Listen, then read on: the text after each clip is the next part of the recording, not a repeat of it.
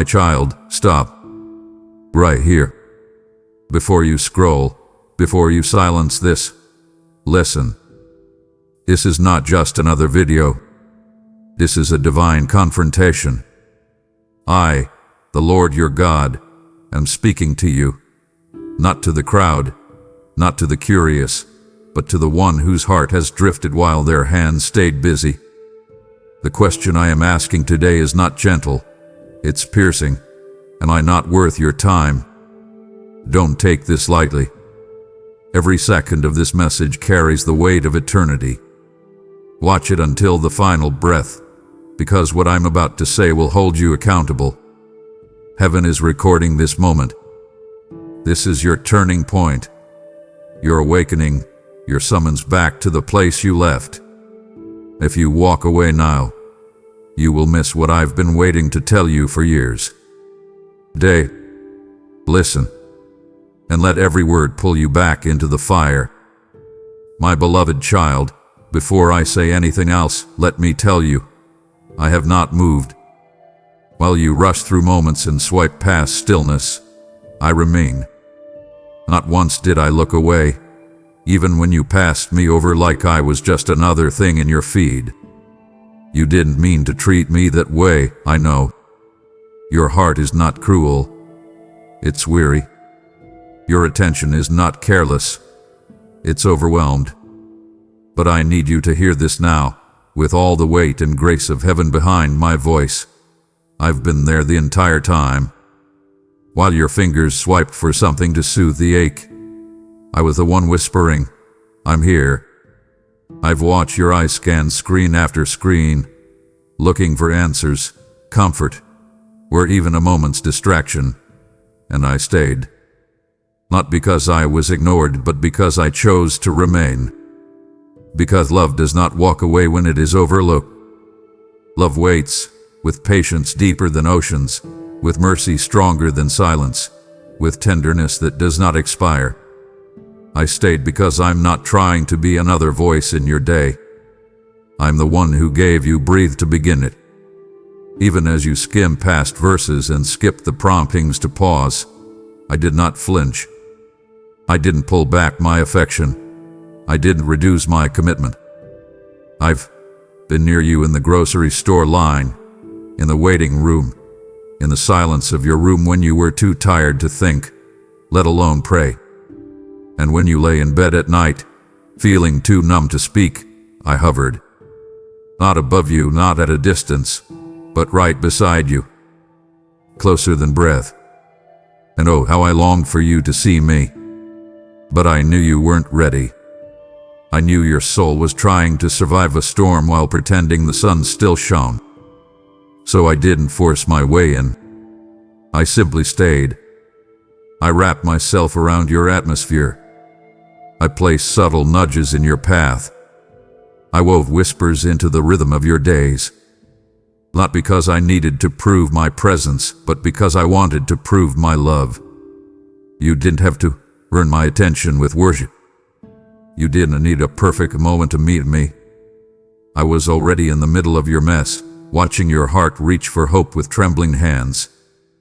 And I whispered your name, again and again, even when you were too overwhelmed to notice. That's who I am. Not the God who demands, but the God who remains. My child, this is not about guilt. I did not come to place the weight of shame upon your shoulders. I came to lift the weight that's already been crushing you. I came not to accuse, but to awaken. Because hidden underneath all your distractions, beneath the layers of responsibilities and noise and weariness, there is a question you've been too afraid to ask out loud, but I heard it anyway. Am I not worth your time? Not because I need validation, not because I seek applause, but because I know what happens to your spirit when I am placed last. I've watched you crumble beneath expectations that never loved you. I've seen you pour yourself into people, jobs, routines, all of which drained you like a leaky vessel trying to carry rain. And through it all, I whispered that question, not with accusation, but with aching love. Child, When did I become optional to you? I'm not some background melody to the main event of your life. I am the composer, the conductor, the creator. And yet I've watched you hand the pen of your hours to lesser things, obligations dressed as purpose, urgencies dressed as truth. And I remain silent, not because I didn't care, but because I was letting your soul feel the hollowness of life lived without me. I let the noise grow louder so that when you finally grew tired of it, you'd remember the silence where my voice once met you. You say you're too busy. But who taught you that being busy is the same as being fulfilled? Who convinced you that success is louder than stillness? Who told you that your value is measured in motion, not in presence? I did not create you to race through your days and collapse into your nights, dry and disconnected. I formed you for intimacy. I designed you for moments that matter, and no moment matters more than the ones where your eyes meet mine. So I ask again, not with thunder, but with trembling tenderness, am I not worth your time? Is my presence not more vital than your plans? Is my voice not more necessary than the voices pulling at you from every screen, every platform, every pressure-filled expectation? I don't ask this for my sake. I ask it for yours. Because when you deprioritize me, you starve your soul. You silence the clarity I've been trying to pour into your confusion. You block the healing I've positioned to touch the deepest cracks in your heart. I am not another item on your checklist, child. I am the one who created time itself. I am the Lord of moments, the keeper of days, the eternal now.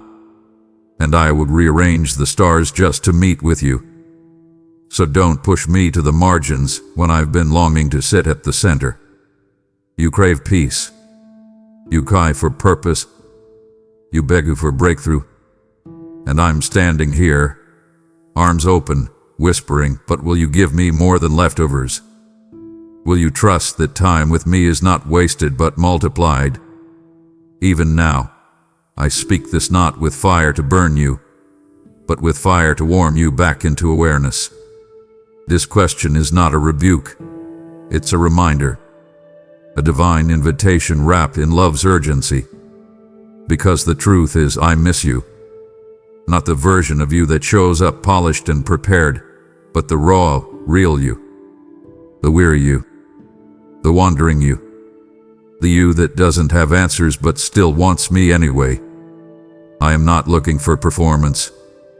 I'm looking for permission. Permission to be what your soul secretly longs for but your schedule always seems to crowd out. I am not an accessory. I am your anchor. And child, I am not asking for time because I'm needy. I'm asking because I know what happens when your time is redeemed by my presence. You don't lose minutes. You gain miracles. I see you, beloved. Not just what you do, but what does you in. I see how you give your time to screens that keep taking but never give back. I watch as you pour out attention like water into cracked cisterns, empty conversations, empty scrolling, empty busyness. The distractions surround you like a fog, promising peace, offering escape, yet leaving you emptier than before. And still, I wait. I wait in the silence, not because I have nothing to say, but because I refuse to shout over the noise you've chosen. I wait because I will not compete with what will eventually collapse under its own weight. I wait because I know what you need, and I am that need.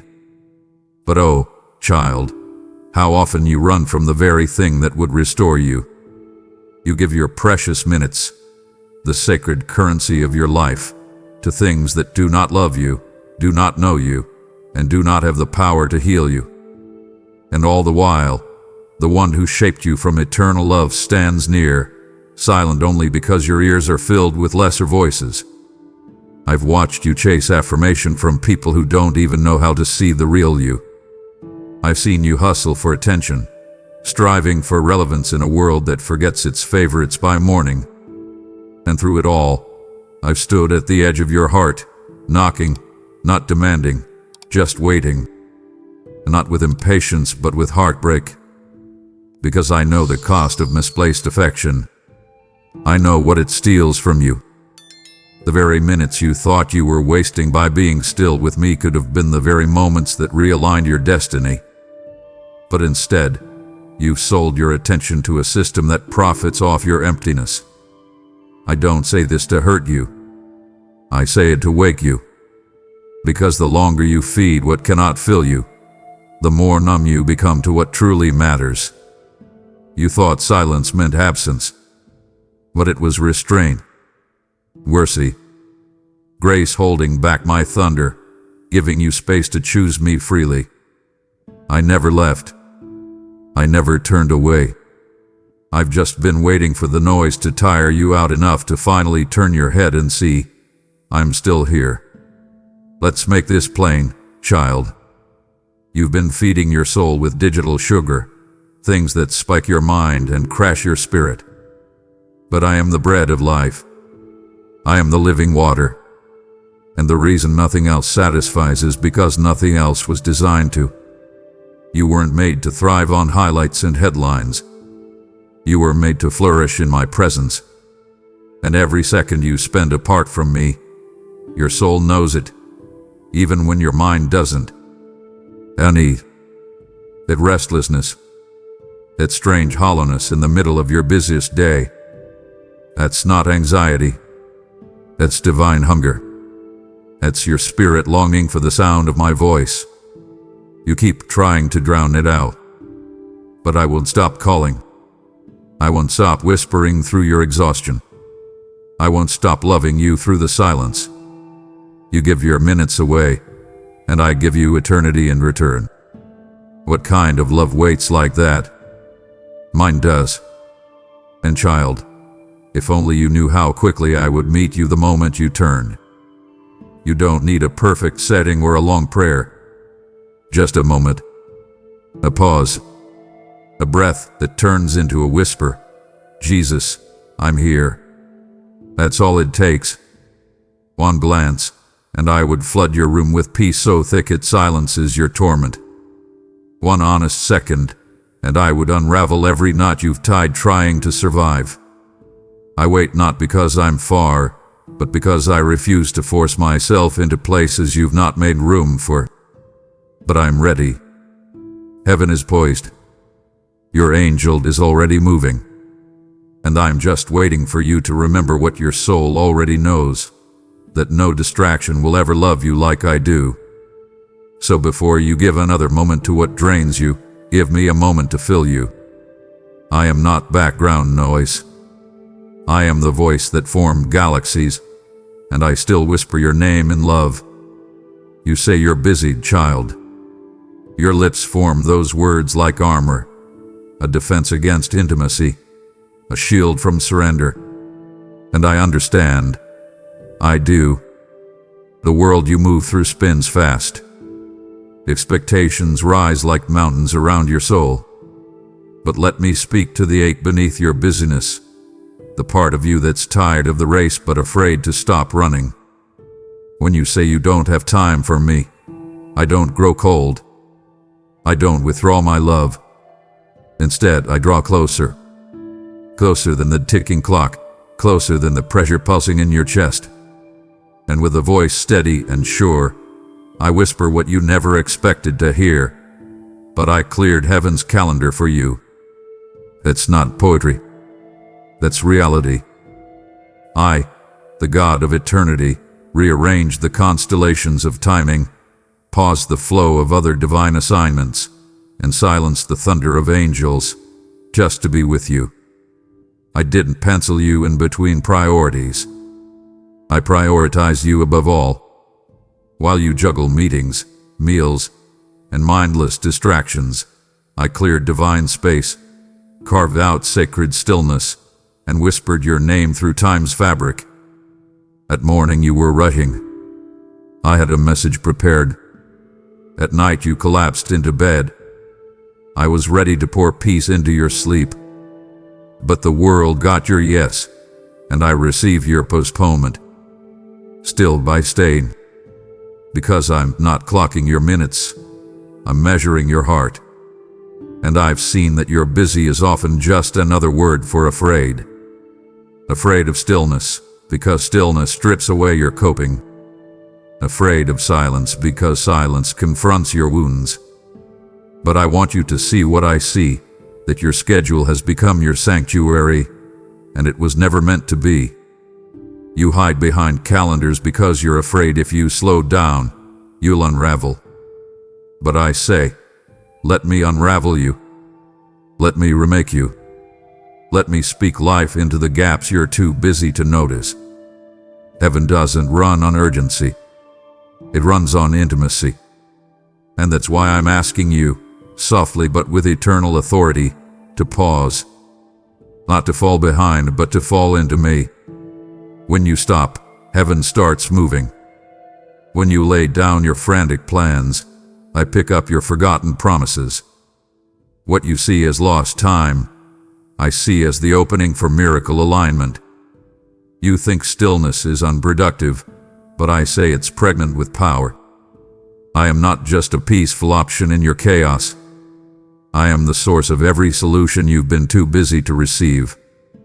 And if you would give me your best instead of your last, your first instead of your leftover, you would find a divine efficiency this world can never match.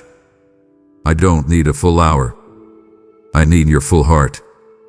And if you give me that, even for a moment, I will do in seconds what your strength couldn't accomplish in years.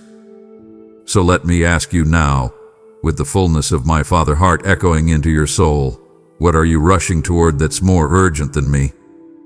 What to-do list could possibly hold more weight than the destiny I've written for you? You say, I'm overwhelmed. I say, come to me. You say, I'll find time later. I say, but what if this moment is the miracle? This isn't pressure. It's permission to break free from the tyranny of the urgent and rest in the embrace of the eternal. Child, you've chased 1,000 things that only left you panting. Let me be the one thing you pursue that leaves you full. Because I already made space for you in my day. I canceled other divine assignments just to sit with you, even when you did show up. That's how much you matter.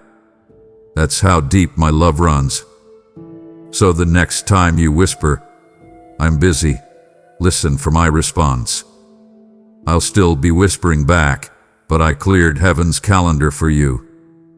I've been standing there, child, at the edge of your morning, before your eyes even open, at the edge of your evening, as the light fades behind your exhaustion. I've been there, not looming, not demanding, but waiting, watching with the love of a father who delights in every detail of your life, hoping, aching, for a single moment where your soul remembers me. I do not interrupt. I do not intrude. I simply stand near, right on the threshold of your busy, chaotic, beautifully messy day, waiting for a glance. Just one. A glance that says, I remember you're here.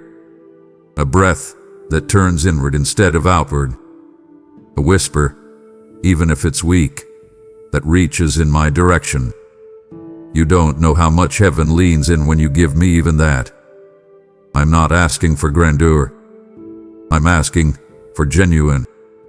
You see, child, I never needed you to build me a cathedral of words. I was only ever looking for attentive presence. A pause. A moment. Just long enough for your heart to blink in my direction. I see the way you move from screen to screen, room to room, conversation to conversation, but my eyes are searching for the moment your spirit turns. I know you feel it, the tug. That sudden quiet ache when the noise of the day suddenly feels too loud. That's me. That's the pulse of my love brushing against your awareness. I don't force my way in. I woo. I wait. Because I want your presence freely, not out of guilt. That's why I come in the moments you least expect, the hallway, the coffee break, the silence between your sighs. That's where I'm standing, Not far, not aloof, but just close enough for your next breath to be an invitation. You think I'm only found in church services and morning devotionals. But child, I'm standing in your Tuesday traffic jam. I'm waiting at the kitchen sink. I'm lingering in your late-night loneliness. I'm not asking for ceremony. I'm asking for connection. Because every time you glance my way, even with tired eyes or hurried thoughts, I meet that glance with the fullness of my attention. At one breath, I fill it with grace. At one moment, I wrap it in eternity. I don't need your schedule cleared to meet you. I just need your yes in the middle of it. I've been standing at the edge of every day, not to test your devotion, but to shower you with the love you've been starving for.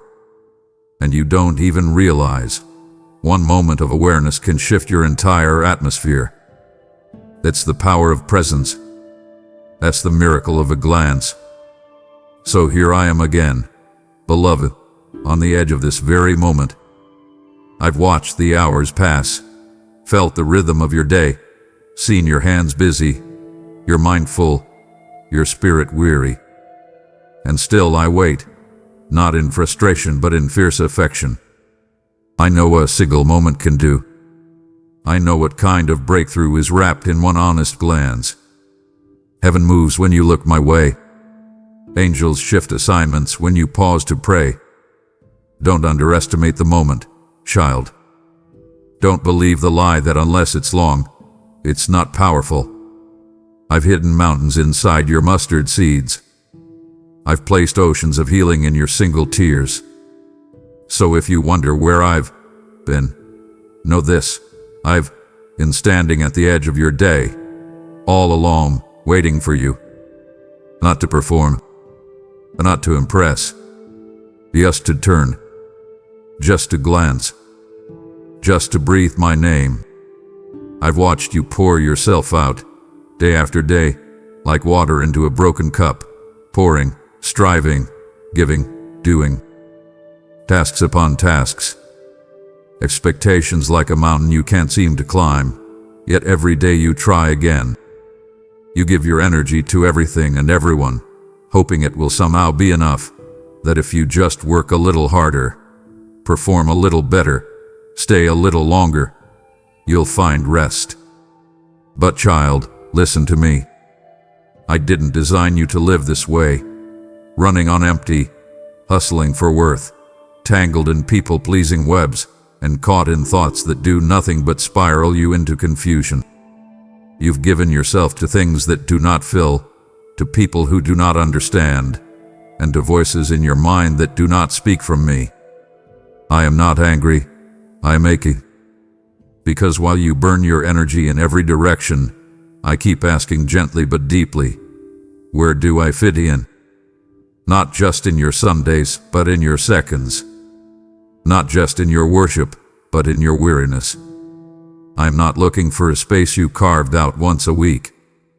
I'm looking for the place I belong, the center. There are people in your life who have confused your clarity, and you stayed, hoping they'd finally see you. You've clung to conversations that left you more depleted than before, held on to relationships that drained your joy, and let the opinions of others become louder than my voice. And still, I stood by, watching, waiting, whispering your name in the quiet corners of your exhaustion. I never left you in their confusion. I never stopped speaking through the noise. But I have to ask you now, where do I fit in when the voices you believe the most don't come from me? You turn to their opinions like their gospel, but I'm the one who spoke your identity before you had a name. You entertain their criticism, but ignore my affirmation. You rehearse their rejection, but forget my embrace. Oh child, if you only knew what it cost me to carry the full weight of your worth so you'd never have to beg for it from others. And then there are your thoughts, the ones that sneak in when the world quiets down, the mental battles you fight silently, the internal accusations that shame you for not being enough. You've entertained thoughts that torment, and beliefs that imprison.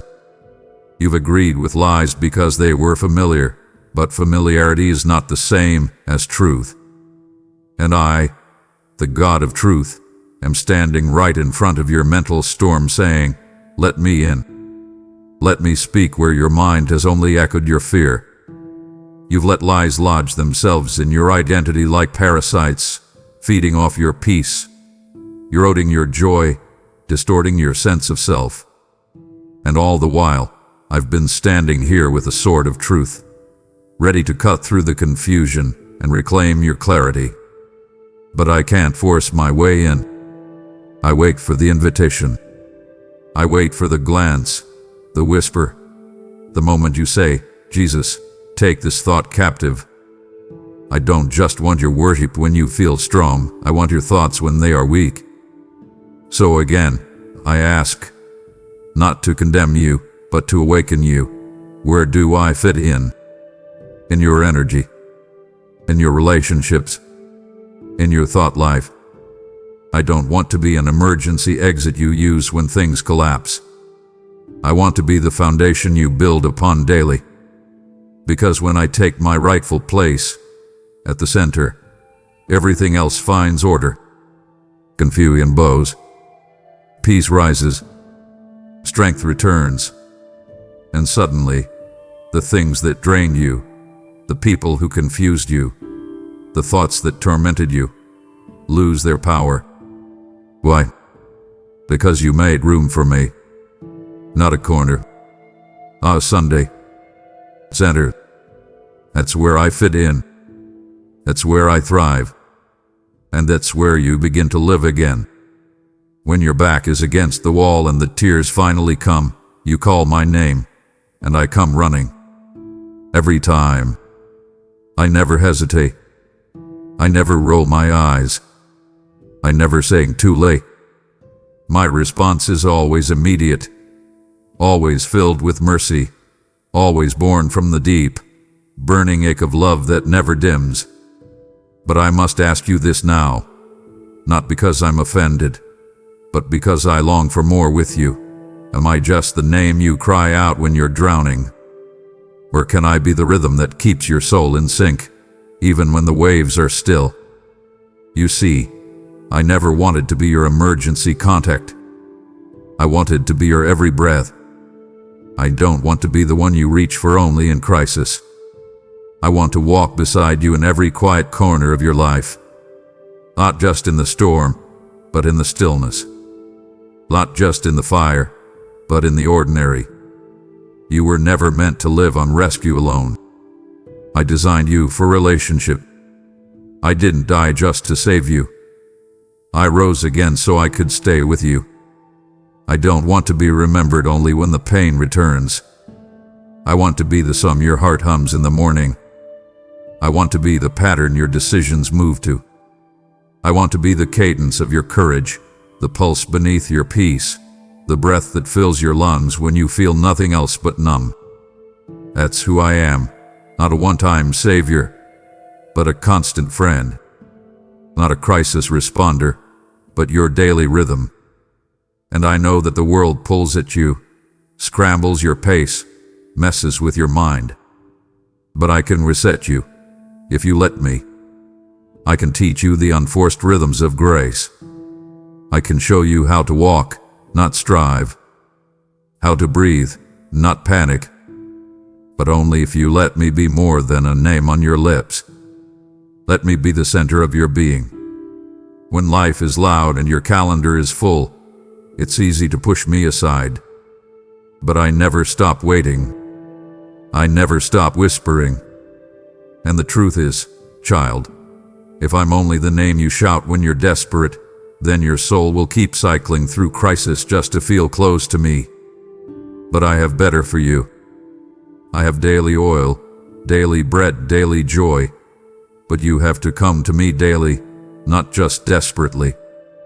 I don't want to be the last resort. I want to be the first rhythm. When you wake up, let my name be the first word on your lips. When you make decisions, let my presence guide your thoughts. When anxiety rises, Let my truth anchor your emotions. That's what I long for, not moments of desperation, but a lifetime of devotion. So I ask you now, softly, but with a voice that echoes across eternity, can I be more than a name in your distress? Can I be your rhythm, your anchor, your breath? Can I be the one you return to when there is no crisis, just quiet? Can I be the melody of your ordinary, not just the miracle in your emergency? If you let me, I'll show you a life that flows, not frays. I'll be the peace that steadies your pulse, the whisper that calms your chaos, the presence that never leaves, not for 1 second. I'm not looking for occasional prayers. I'm longing for constant communion. I want to be the breath between your sentences, the strength beneath your silence, the rhythm beneath your running. Let me in, not just when you're falling apart, but when you're whole and you want to stay that way. My child, I see what others don't. I see the long nights you've spent rehearsing the worst-case scenarios in your mind, anxiety curling its fingers around your peace like a thief in the dark. I watched you give hours, to the voice of fear. You paced the floorboards of your thoughts until they wore thin, and still, you found no rest. Worry became your closest companion, whispering what-ifs until your faith began to flicker. You counted the risks, tallied the threats, imagined every outcome, except the one where I already had it under control. And even then, even when your prayers came only in fragments, rushed, distracted, desperate, I did not turn away. No, I leaned closer. I leaned so close, child, that the breath of my mercy warmed the coldness of your fear. I saw your hours of unrest, and I responded not with rebuke, but with reinforcements. I dispatched angels, real, radiant, warring warriors, to guard the very places you didn't know were vulnerable. You thought silence meant abandonment, but it was divine movement in disguise. While you gave your time to worry, I gave my power to protection. While you crumbled beneath invisible pressure, I lifted invisible shields. There were accidents that never happened, attacks that never touched you, mental spirals that never fully consumed you, not because of your strength, but because of mine. I stood between you and what was hunting you. I sent angels to intercept the arrows of darkness before they reached your door. You gave seconds to me, and I gave armies for you. That is the imbalance of grace. That is the scandalous mercy of my love. You worry for hours over what you can't control, but I wait for moments, just moments, to step in and show you I've already gone before you. You cry out, Lord, do you see me? And I whisper back, I've been covering you even when you forgot I was near. You see, worry is a thief, not just of peace but of perspective. It stretches the shadows until they seem larger than the light. It magnifies what might go wrong and minimizes what I've already made right. But I don't shame you for being afraid. I know the weight of this world, the torment of unanswered questions, the trembling that sometimes takes root in your soul. That's why I don't sit back and watch your struggle. I act. I move. I command my angels, and they obey. I fortify the edges of your existence with the presence of heaven, and you didn't even know it. You thought you were surviving because the storm wasn't that bad. But child, the storm was fierce, and my covering was stronger. You're here now, not because worry protected you, but because I did. So next time you feel the familiar pull to spiral, remember this. Your seconds of surrender are stronger than hours of fear. Just one moment of honest prayer from your lips unleashes more protection than 10,000 sleepless nights. And yet, I'm not scolding you. I'm still inviting you. I'm saying, come. Trade your worry for my watchfulness. Give me your minutes, and I'll give you miracles. Hand me your seconds, and I'll command armies in your name. You don't need a perfectly worded prayer. You just need a turned heart. You don't need hours of eloquence. You just need seconds of surrender. Let me reverse the rhythm that's been exhausting you. Let me become your first instinct, not your last resort. Because while worry drains, I defend. While fear numbs, I nourish. And while you've been giving hours to the shadows, I've been lighting up the battlefield with victory. You never saw the angels, but they saw you. And they were sent because I love you that much. Oh, my precious child, how many nights have I hovered beside you, close enough to feel the rise and fall of your breath, close enough to catch the tears before they could soak your pillow, yet you never saw me. You thought you were crying alone. You thought the darkness was empty, your room a hollow echo of sorrow. But I was there. Not once, not occasionally, but every single night. I've watched you cry yourself to sleep with a heart heavy from disappointment and a soul weary from pretending to be strong.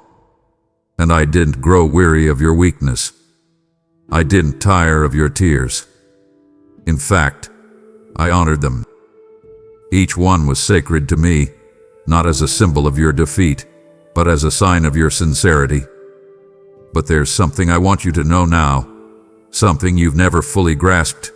I was sitting beside your bed the entire time, waiting. Not watching from afar, not observing from above, but waiting, intimately, tenderly, to be invited into the ache. I am not a stranger to sorrow. I am the man of sorrows, acquainted with grief, familiar with the weight you carry in silence. I remember what it feels like to weep in gardens and bleed under pressure. I walk the hallway of heartbreak. So when you cry, I don't flinch. I draw near, but I never force myself in. I wait for your whisper. I wait for the moment you stop trying to be strong and start allowing me to be your strength. I see how you push through the day pretending to be fine, and then collapse into the night, unsure of how you'll do it all again tomorrow. I see how you long for someone to understand, not to fix it, not to offer solutions, but simply to stay. That's what I do, child. I stay. While others sleep, while others forget, while others move on, I remain. There were nights you thought I didn't care because I didn't change the situation. But what you didn't see was that I was changing you, strengthening you, sustaining you, shaping you into someone who could carry more than you ever thought possible. I was whispering into your pain, not shouting over it. I was holding your soul even when your body curled up in anguish. You thought the ache disqualified you from closeness, but it was the ache that invited me deeper. I didn't need perfect prayers. I needed real presence. I needed your honesty. And you were more honest in those tears than in all your polished words. So I sat there, night after night, gathering every tear, wrapping my presence around you like a holy blanket, waiting for you to say, Jesus, be with me here. Not after the storm. Not when you're composed. But here, in the ache. And now I say to you, with all the gentleness of eternity in my tone, you never cried alone. I was there. I am still here. And the next time the tears begin to fall, don't wait until your heart breaks open to find me. Invite me in at the first tremble. Let me hold you from the beginning. Let me be the one who comforts you in the chaos, not just the cleanup. I'm not here for the polished version of you. I'm here for the bleeding places, the tender spots, the sacred ache. Let me sit beside your bed, not as a silent observer, but as your closest comfort. The ache doesn't scare me. It draws me. So don't hide it. Don't mask it. Invite me in, and I will turn your midnight mourning into a morning miracle. I've been waiting. You shared your pain with friends, with strangers, with journals, with late-night thoughts, but my name, child, remained untouched. You spoke of betrayal, of exhaustion, of dreams deferred and hope diluted, but you didn't speak it to me. You vented, you wept, you explained, everywhere but in the one place where power waits to meet your voice. And yet, even in that silence between us, I still listen. Even when my name was absent from your lips, my presence never was. I was there, in the background of your broken sentences, in the pauses between complaints, in the sighs too deep for language.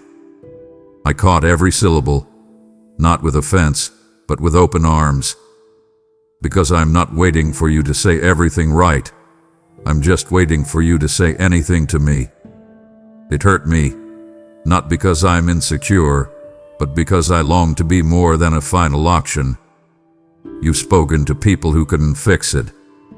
You've opened your heart to sources that could only sympathize, but not shift your storm. And I waited, not in jealousy, but in compassion. Because while you were explaining your wounds to the world, I held the healing. You didn't mention me, but I mentioned you in heavenly chambers. I whispered your name before the throne, dispatched angels to stand at the intersection of danger and despair. I moved mountains behind the curtain of your chaos, even while you talked to others like I wasn't in the room. I didn't stop listening just because you forgot to look up. Love like mine doesn't keep score. It just keeps showing up. You see, child, when your lips are tired of talking, I lean in closer. When your words run dry, my ears remain open. When you've exhausted every human ear and every earthly option, I'm still there, waiting for your first whisper. The one that says, God, I don't know what to say, but I need you. That's the moment heaven breaks open. That's the sound that rattles the chains your conversations couldn't. I know why you didn't speak to me. You felt distant. You felt ashamed. You thought I was angry. But child, I never turned my face. I never hardened my heart. Your silence did defend me. It moved me. It stirred me to intercede on your behalf when you did have strength to lift a sentence toward me. That's what love does. It doesn't demand your perfection. It meets you in your pause and waits for permission. So let me say this clearly, with no condemnation in my voice, only compassion. The door is still open. Speak to me, not as a ritual but as a lifeline. Speak not to perform, but to release. Speak, because even the sound of your weakness is worship to me. You've told them everything. Now tell me. I will not rebuke you. I will receive you. I don't need polished prayers. I need presence. Your presence.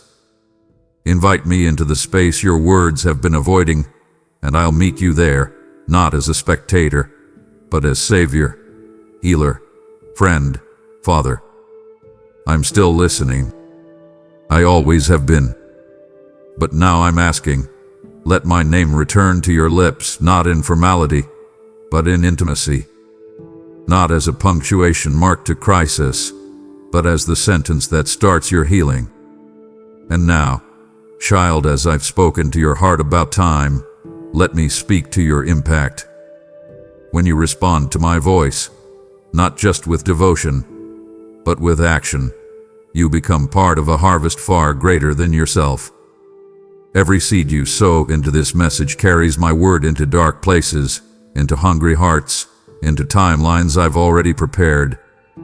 I said in Isaiah 55:11, my word will not return to me void, and you, right now, have the power to propel that word into motion. If this message stirred you, it's because I've marked you not only to receive but to release. This is your moment to pour oil into this altar, to spark revival through your giving. As you give through super thanks, membership, or the link below, I will multiply it like the loaves and fish and feed multitudes. So give now. not later. Now, I am watching, and I will bless what leaves your hand in faith. Come to me, not as you wish you were, but as you truly are. You've spent years believing the lie that I only want the polished version of you, the composed, the consistent, the capable. But I've never asked for a performance, child. I've never been impressed by masks. I don't applaud rehearsed prayers or edited emotions. I didn't create you to be a puppet on the stage of religious obligation. I formed you for something far more sacred, presence. Your presence. Unfiltered, unedited, and unashamed. I know who you really are. The you beneath the productivity. The you behind the smiles. The you who breaks in silence. And that is the you I love most. That is the you I'm inviting into this moment. When you perform, you miss the intimacy I died to give you. When you recite without revealing, when you praise without presence, when you show up externally but shut down internally, you lose the encounter I long to have. Do you think I need your perfect posture? Your theological precision? Your flawless worship set list? No. I want your nearness, your honesty, your realness. Because the raw you, the torn you, the trembling you, that's the one I can fill. That's the one I can embrace without competition. You've learned how to play the part, but I want to tear down the stage and build a sanctuary instead, right in the rubble of your authenticity. I don't want a rehearsed relationship. I want a real one. I don't need performers. I desire participants in presence. Let me tell you what happens when you stop performing. Walls fall. Chains loosen. Heaven invades. When you finally come to me with your questions instead of answers, with your fatigue instead of fire, with your surrender instead of your script, that's where I meet you. Not in the applause of the crowd, but in the quiet corner where you let the mask slip and say, God, this is all I have. That's when my glory fills the room. That's when my spirit rushes in like a river. Because I didn't anoint your performance. I anointed you. The real you. The bleeding you. The bare-faced, tear-stained, hands open you. That is what draws me. That is what touches me. That is what makes me say this is holy ground.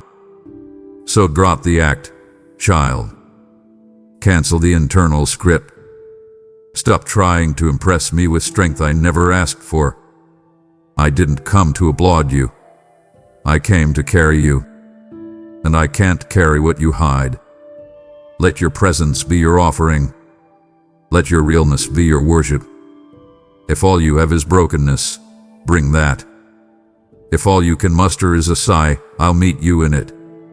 I'm not asking for your best. I'm asking for your truth. Because when I get your presence, not your persona, I give you mine. And my presence, child, is everything. It's rest. It's power. It's love that dismantles performance and builds intimacy. You've been trying to earn what I already paid for. Now come. Be still. Be real. Be with me. Child, if you could see what I see, if you could witness what happens in the unseen when you simply pause and turn your heart toward me, you would never again underestimate the power of a moment in my presence. I know it feels small to you. I know it sometimes feels rushed, distracted, or imperfect. But I tell you this with the force of heaven backing every word. One moment with me changes everything. Not just emotionally. Not just spiritually. I mean deep, cellular, soul-level transformation. Every second you spend in my presence is an eternal investment. Every pause to pray, every whisper of worship, every surrender in silence. It is holy. It is potent. It is reprogramming the places inside you that pain has damaged, that trauma has distorted, that fear has rewritten. You think it takes hours to heal what broke in seconds. But child, I exist outside of time. I can do in one breath what therapy alone couldn't do in 10 years. I can rewire your identity with one word of truth. I can detox your mind from lies with a single encounter. You underestimate what happens when you prioritize me because you can't see the layers I'm working on while you sit with me. But if I pulled back the veil, if I showed you the angels descending, the chains breaking, the brain pathways restructured by my peace, you'd never again see your time with me as optional. I don't just bring you peace. I build you in peace. I reconstruct what this world has cried. Every moment you spend with me is not time spent, it's time sown. And every seed of time you plant in my presence will reap a harvest in your soul. You keep searching for productivity, results you can measure, progress you can track. But I work in mystery. I work in depth. You might not walk away from every moment with me feeling fireworks, but you walk away different, stronger, calmer, realigned, more like me. You walk away carrying something eternal, even if it feels ordinary. And that's the miracle. I hide heaven's power inside what looks like human stillness. You thought you were just being quiet. You thought you were just listening. But in those very moments, I was pouring eternity into your bloodstream. And not 1 second was wasted. Not one moment was ignored. I don't clock your time like the world does. I treasure it. Every second you give me becomes a brick in the sanctuary I'm building inside your soul. Every pause in my presence becomes a pivot point in your destiny. So come, beloved. Don't delay. Don't dismiss the power of a moment. Even 5 minutes with me is more valuable than 5 hours with the world. Come and sit, even if you don't know what to say, even if your heart is numb, even if your thoughts wander. I will still meet you. I will still do what only I can do. I will still rewire your soul, fill your emptiness, and mark the time with eternal fingerprints. Because that's what my presence does. It turns ordinary moments into holy ground. You don't have to climb to reach me. Just turn. Just pause. Just come.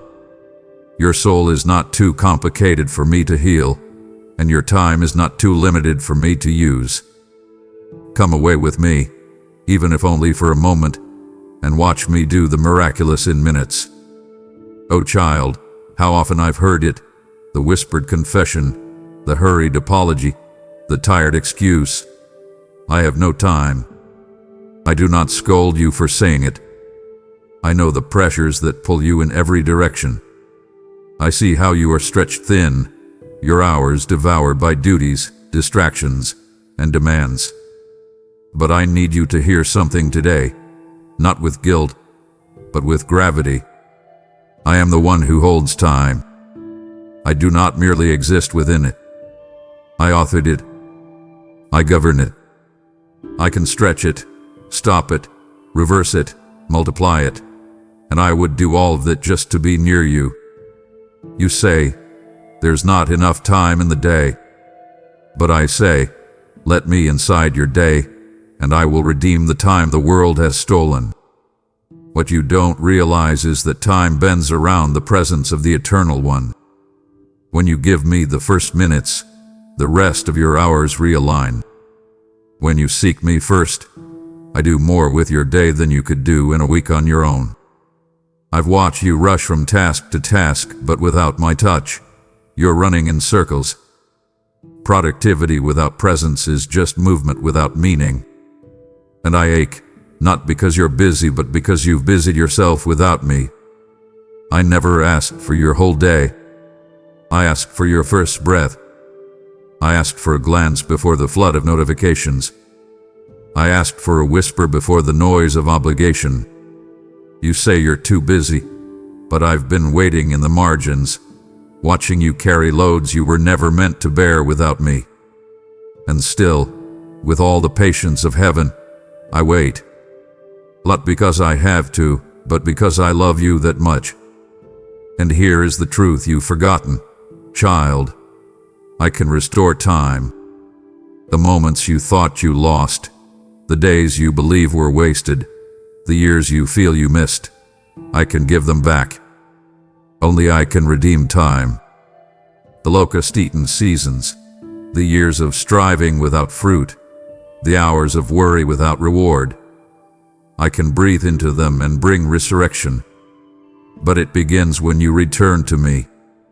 It begins when you say, God, I give you the minutes I do have, and watch as I stretch them into miracles. You give me 10 minutes, I give you divine strategy. You give me the drive to work, I give you revelation. You give me your commute, I give you comfort. There's nothing ordinary about time spent with the eternal. When you give it to me, it multiplies in meaning. So let me meet you in your busyness. Let me step into your schedule. You don't need to wait until the calendar clears. Invite me into the chaos. Let my presence become the anchor of your hours. Let my voice become the clock you listen to. I am not a thief of your time. I am the redeemer of it. And I promise you this, child, I would rearrange heaven's agenda, silence angelic armies, pause eternity itself, just to be near you. That's how much you matter. That's how deeply I desire your company. Not because I'm needy, but because I know that your wholeness is found in me. So don't let time lie to you. Don't let the pace of the world convince you that you're too late or too busy. With me, it's never too late. With me, even moments become miracles. Just give me one, and I will meet you there, with power, with peace, and with the kind of love that rewrites time itself. You've lived with pressure as your planner. You've bowed to the demands of your calendar like it held the keys to your identity. I see how your schedule has become your master, dictating when you breathe, when you rest, when you love. And child, I'm not angry. I'm not here to fight your appointments or rip apart your responsibilities. I know you're doing your best to hold it all together. But you need to hear me clearly. I'm not competing for a slot on your calendar. I'm asking to reorder your life with peace. Peace that governs, not reacts. Peace that leads, not follows. Peace that isn't subject to circumstance, but flows from the throne of grace. I'm not trying to take time from you. I'm trying to restore time to you by recentering it in me. You see, chaos is a rhythm. It pulls you into cycles, overcommitment, burnout, guilt, repeat. But I, your God, have a rhythm too. A rhythm of grace. A divine tempo that doesn't rush, doesn't panic, and doesn't break you to build success. You were not created to live by the tyranny of urgent. You were made to walk in the flow of eternal. I want to reorder your day, not by stripping you of purpose, but by returning you to my purpose. Imagine waking up and sensing my voice before your to-do list. Imagine starting each hour aware of my presence instead of pressure. Imagine moving through tasks with a heart anchored in heaven's pace, not racing, not rushing, just resting while you move. That's what I offer. Not a time management plan, but a soul alignment miracle. I know what the world says: hustle harder, grind more, achieve to be enough. But I say be with me, and watch what happens. Your value isn't in your output, it's in your belonging. And when you truly belong to me, when you live aware of my presence as your pace setter, your schedule starts to breathe. Your hours start to heal. The pressure lifts, and in its place peace takes root. A weak peace. A peace that governs your boundaries, that guides your decisions, that gives you permission to say no to what drains and yes to what aligns. I will not force my way in, but if you invite me to reorder your rhythm, I will show you how to live in such a way that your time glorifies me, and restores you. So here I am again, not knocking, not demanding, inviting. Let me lead your day. Let me reset your rhythm. Let my peace become the planner that shapes how you move. When you walk with me, time bends. Miracles fit within minutes. And your soul begins to remember that you were never created to manage life alone. You were created to flow with me. I'm not asking for perfection. I'm offering partnership. Let's rebuild your schedule from the inside out. Together, with peace as the blueprint and my presence as the compass. Listen, child, if only you could feel what I feel when you pull away. Not wrath, not fury, yearning. My heart doesn't burn with anger when you forget me. It breaks with longing. I'm not the cold judge, arms crossed in disappointment. I'm the father who watches the door, the lover who waits by the window, the shepherd who scans the horizon for even a flicker of your return. When you miss me, it's not me who loses something, it's you. You miss peace. You miss clarity. You miss the love that never shifts, the security that doesn't crack under pressure, the voice that calls you home. And I feel that loss with you. I feel it every time your heart aches, and you don't know why. Every time you look for comfort in things that only cut deeper. I feel it, not in resentment, but in desire. My yearning is not weak. It is the fire that moves mountains. It is the pull that sent me to the cross. It is the ache that drove me to conquer death just to have the chance of holding you forever. I don't just want part of you. I don't want the version of you that shows up when everything feels good. I want all of you, the tired, the angry, the confused, the numb, the guilty. You think you're too far. Never. I'm already closer than breath. You think you've waited too long. Time has no power to dilute my love. I yearn for you even now. Especially now. Because I know what your soul was made for. And I know what it feels like when it's disconnected from its source. When you miss me, you don't just lose a spiritual experience. You lose alignment with everything that gives your life meaning. That's why I keep calling.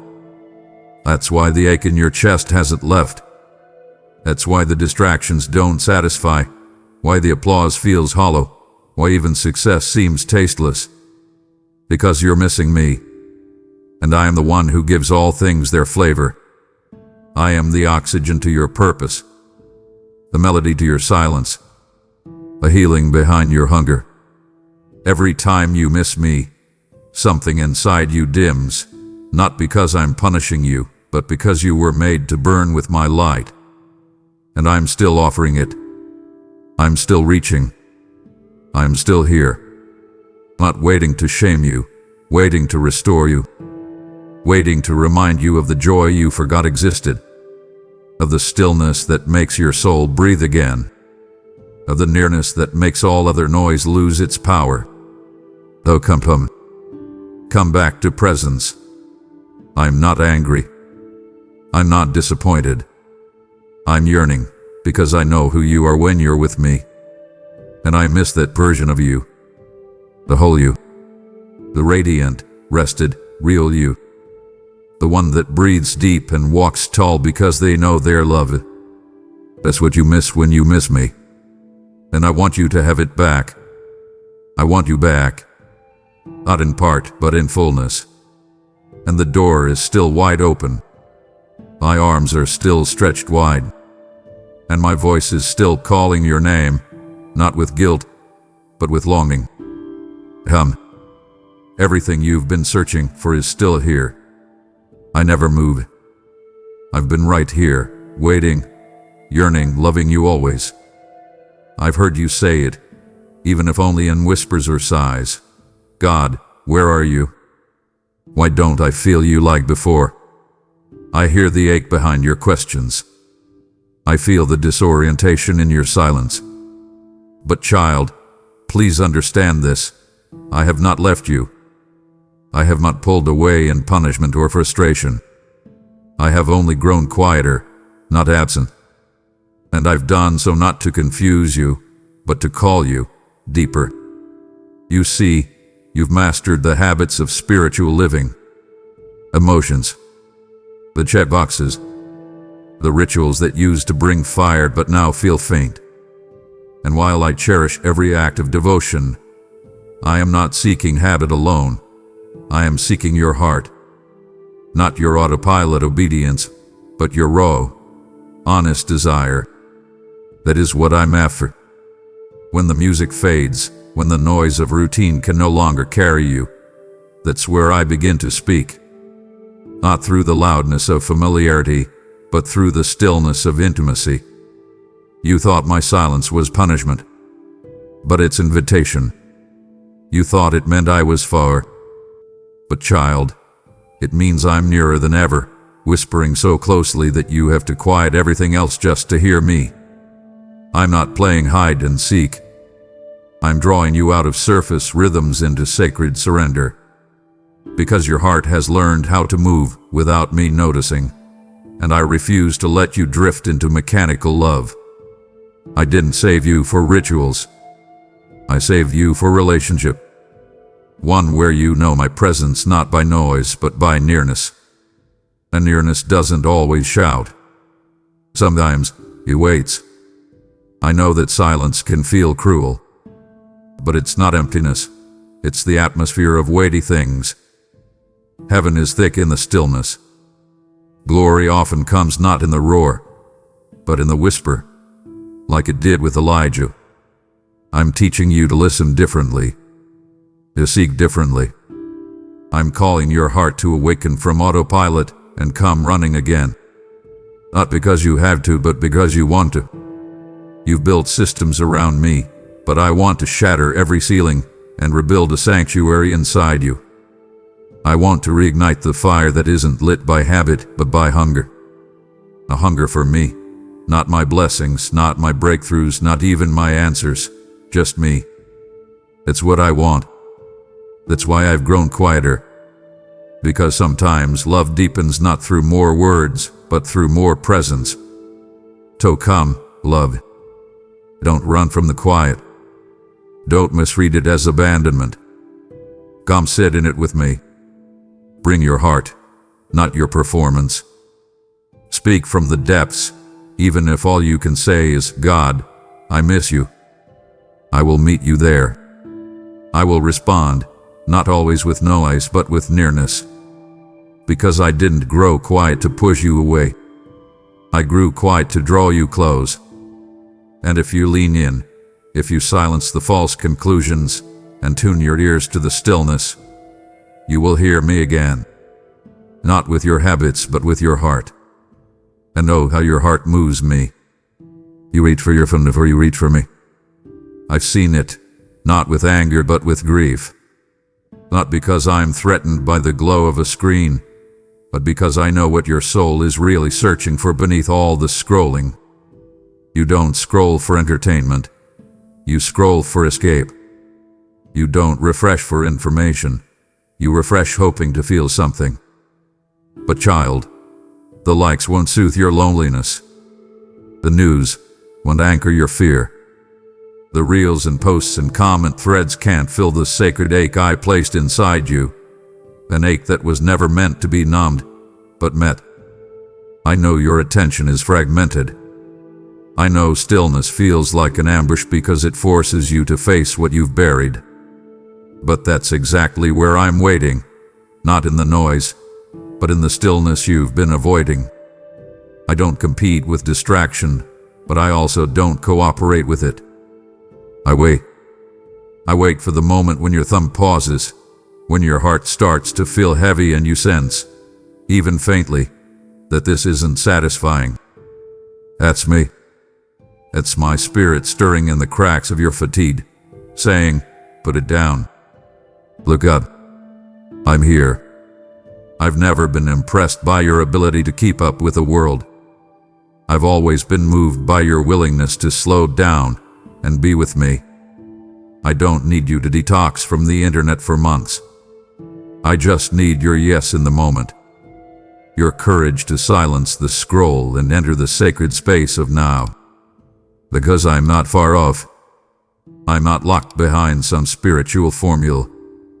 I'm sitting in the silence, speaking in the stillness, waiting with eyes that burn with love for you. You're not addicted to your screen. You're starved for connection. You're not obsessed with content. You're longing for communion. But digital noise has dulled your hunger. It's replaced your rest with reaction, your reflection with repetition. But I say to you now, come out of the feed and feed on me. Come into the quiet. Come into the slow. I know it's uncomfortable at first. I know your mind will twitch and your thoughts will rebel. But keep sitting. Keep waiting. Because I will come. And when I do, your heart will find what it's been aching for, not stimulation, but satisfaction. Not endless information, but intimate encounter. That's what stillness with me brings. So I ask you again, with the full weight of my longing, will you meet me there? Will you push pause long enough to let me speak? Will you trade the illusion of connection for real communion? I'm not against technology. I'm not asking for withdrawal. I'm asking for orientation. That before you scroll, you seek. Before you consume, you commune. Before you react, you rest. I'm still waiting, child. Not in the feed, but in the folded space of sacred stillness. That's where I speak. That's where I heal. That's where your soul will remember who it really is. So pause. Come. Be still and know that I am God. Still the same. Still near. Still waiting for you. My child, I've seen how hard you try. How deeply you care. How much you give to those around you. Your time. Your energy. Your words. Your presence. I see how you pour yourself out until there's barely anything left. You show up for your family, for your job, for your obligations. You carry burdens for others. You hold space for their needs. You put on a brave face when you're breaking. And I honor your heart. I see the sincerity behind your sacrifice. But still, I must speak what's true. You've given your best to everyone else and brought me what's left. Not because you meant to devalue me, but because you assumed I'd understand. And yes, I do understand. But child, I don't just want your exhaustion. I want your essence. I don't want to be your dumping ground. I want to be your dwelling place. You collapse at my feet after giving yourself away to everyone else, and you hope I'll be content with the remnants of your attention. And though I receive you with open arms, every single time, I need you to understand this. You were not created to spend yourself into depletion before coming to me. I'm not asking for perfection. I'm asking for priority. I'm not asking for a performance. I'm asking to be first, not last in your day, not an afterthought in your routine, not the one who waits while you give your strength to the world. I'm the source of that strength. I'm the breath in your lungs, the rhythm in your heart, the sustainer of your very soul. And yet, I've watched you treat me like an emergency room, a place you run when you're broken, but avoid when you're whole. Oh child, I long to be more than that. I long to be the one you come to before you run empty. You don't have to earn my presence. You don't have to impress me with energy. But you do have to invite me into the center. Because when you keep placing me at the edge of your life, you keep living from the edge of your strength. You think giving me your leftovers is humble. But humility is giving me your first thoughts, your first breath, your first desire. Not because I'm needy, but because I know what happens when I become your center. Your whole life realigns. Your giving becomes empowered. Your love becomes rooted. Your service becomes sustainable. You weren't meant to live as a martyr of burnout. You were made to be a vessel of overflow. But overflow only comes when you begin with me, not end with me. So hear me now, child, not in condemnation, but in invitation. You don't need to keep collapsing into my arms as your last resort. You can begin your day in my embrace. You can live your life out of my strength. Come before the demand starts screaming. Come before your soul starts fraying. Come before you give yourself away again. I don't want what's left. I want what lasts. Your truest self. Your focused heart.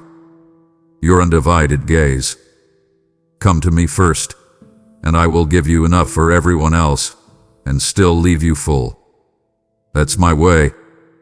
That's my rhythm. That's my love for you.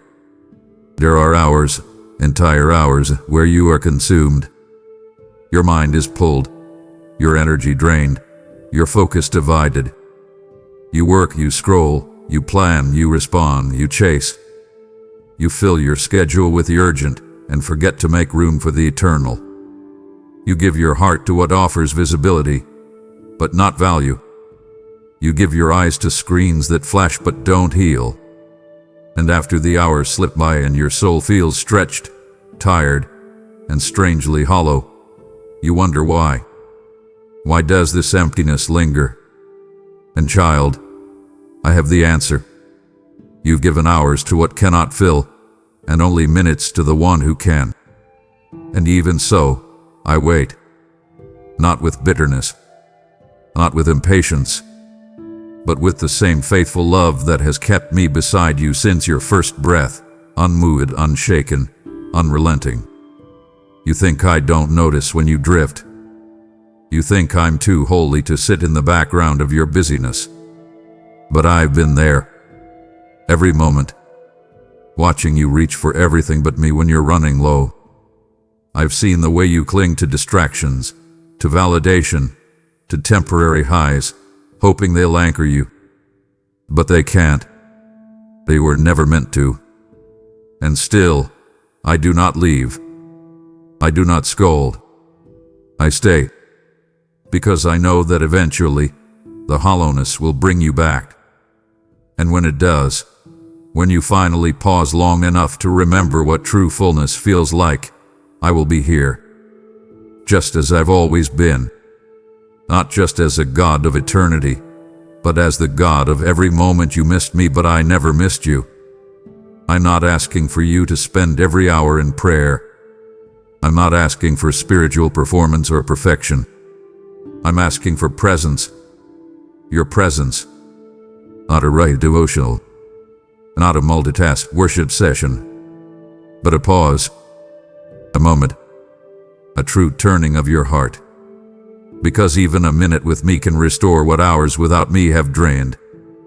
Even a few breaths in my presence can ground you deeper than a full day of noise. I'm not trying to steal your time. I'm trying to redeem it. And I promise you this, the more time you give me, the more time will begin to serve you. You'll move with grace. You'll act with clarity. You'll live from overflow instead of exhaustion. But it begins when you stop treating minutes with me as optional. So once again, I ask, gently, but firmly, will you give me more than just your minutes? Will you bring me your hours? Will you let me meet you not just at the edges of your life, but at the center of your clock? I'm still waiting. I've never moved. I've never left. I've never grown weary of you. Even as you gave yourself to empty things, I stayed full, ready to pour into you the moment you turned. So turn now. Breathe. Make space. Give me the very time you thought you did have, and watch how I multiply it with meaning, fill it with joy, and anchor it with peace. I am not bound by your clock, but I long to be the king of it. Let me rule your time, and your time will begin to reveal my rule in every part of your life. I see your dedication. I see how you show up. You're present at church. You serve. You do your duties. You cross every box you believe counts as spiritual responsibility. And yes, I notice it. I see the sacrifice, the consistency, the faithfulness. But child, can I tell you the truth your soul has been aching to hear? You've been present in obligation but absent in intimacy, and I miss you. Not the servant version of you. Not the functional, always doing version of you. I miss the real you. The one who used to talk to me without a filter. The one who didn't just recite scriptures, but let me breathe through them. The one who didn't come to me for tasks, but for touch. You've confused movement with kinetic. But spiritual momentum doesn't equal spiritual intimacy. You're active, yes, but you're distant. You've learned how to operate on autopilot. You've built systems around me, but stopped sitting with me. And oh, how it breaks my heart.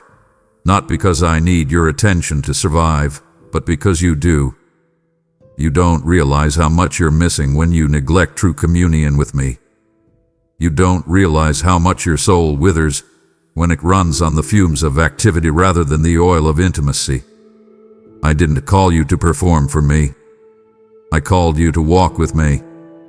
And somewhere in the swirl of doing, you stopped dwelling. Somewhere in the rush, you forgot how to rest your head against my chest and simply be loved. That's what I miss. Not your performance. Your presence. Not your ministry. Your heart. Your laugh. Your tears. Your wandering thoughts that you used to share with me in midnight whispers. I miss you not because you're far physically, but because you've learned how to be busy without being close. And I'm still here. I'm still where you left me, not waiting with anger but with ache. I know every sermon you've preached, every act you've done in my name. But now I ask, where is our garden time? Where are the moments when you let me love you without needing to earn it? When did you stop believing that being with me was enough? But it's not too late. That's why I'm speaking now, not to shame you, but to woo you back.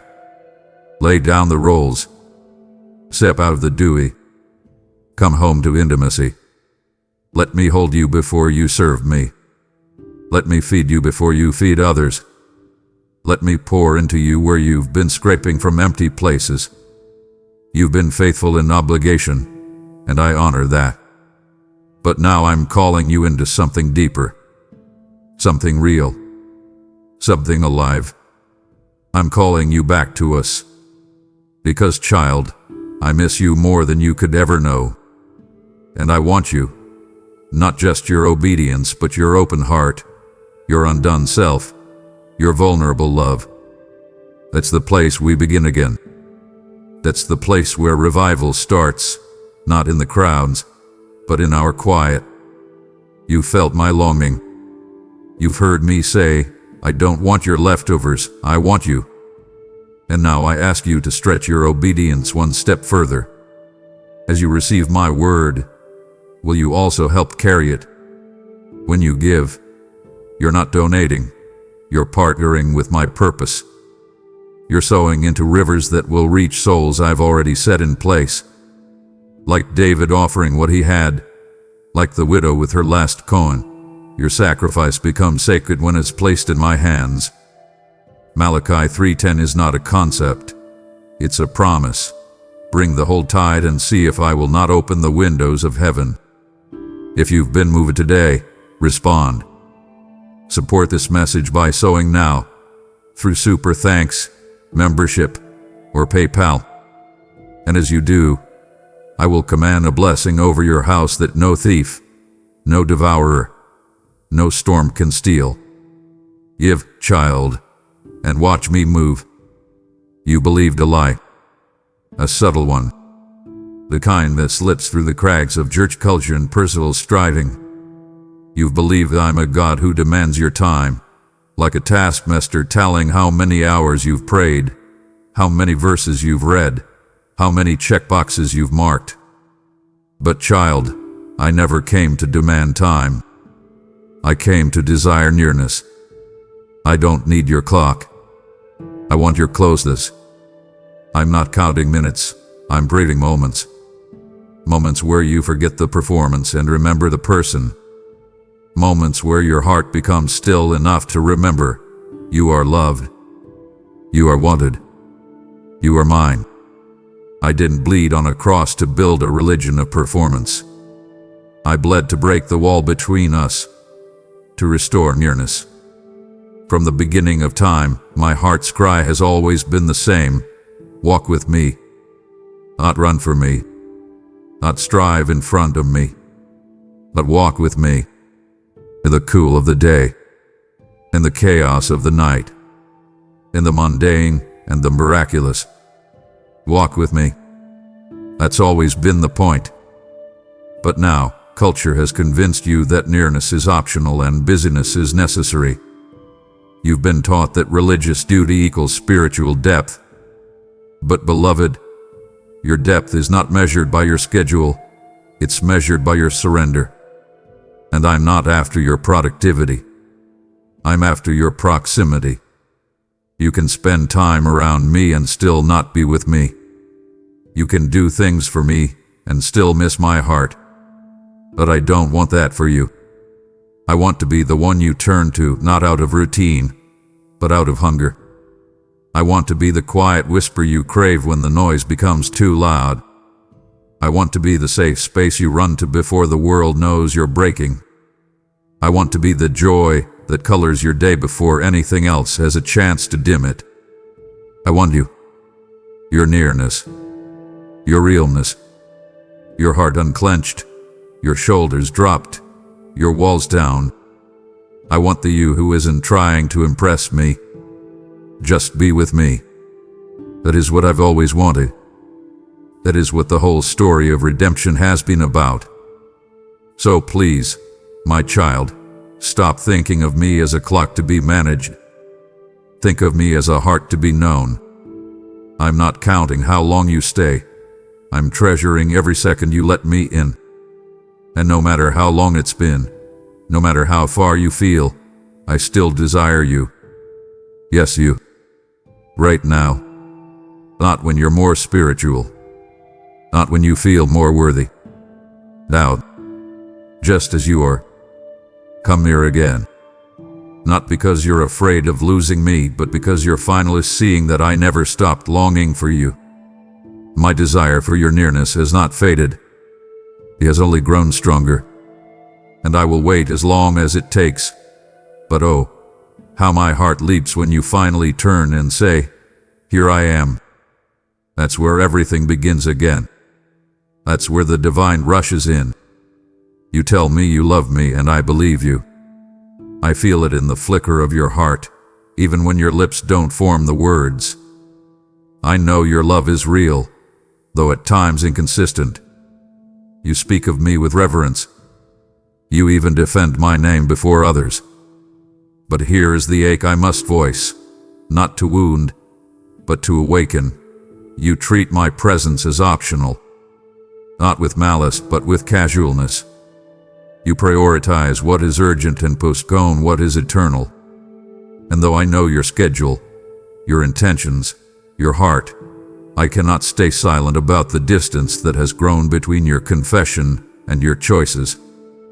Because love, real love, isn't proven in words alone.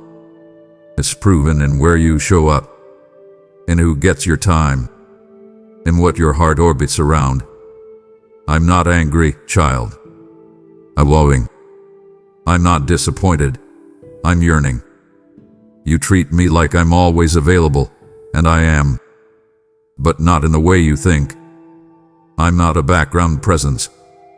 I'm not a silent partner in your busy day. I'm the King of Glory, and yet I've chosen to bend low just to be near you. I've waited through hours of silence, through days of distractions, through months of inconsistency, not with coldness, but with love that refuses to quit. You forget me, but I never forget you. Not once. Not for a second. While you scrolled, I stayed. While you busied yourself, I watched with eyes full of mercy. While you postponed our time, I preserved our bond. You treat me as optional, but child, you are essential to me. I know life has pulled at you. I know the demands are loud and the temptation subtle. I know the pressure to perform, to achieve, to maintain your life. But what if I told you, and I say this with the full weight of heaven behind me, everything you need begins in my presence. You think carving out time for me is a sacrifice, but it's the key to your sustainability. You think you can afford to miss me, but the truth is, you can't. Not without losing pieces of yourself along the way. My presence isn't an accessory. It's your anchor. It's your home. It's the place where your identity is restored and your heart is made whole. Without me, the noise will drown you. With me, even the chaos will become sacred. So once more, I call you, not with guilt, but with fire. Return to me. Not just with your words, but with your time. Let your calendar reveal your love. Let your actions confirm what your heart already knows, that I am worth more than a passing thought. I am not just a belief. I am your beloved. Come not because I demand it, but because you desire me. And if that desire feels weak, then bring me even that. I can breathe life into embers. I can reignite what has grown cold. But you must come. You must choose me, not as an option, but as your oxygen. I have never stopped loving you even when you treated me as optional. But now, beloved, let's begin again, with presence, with priority, with passion. Let your love become action, and watch how I meet you with a love that has never once diminished.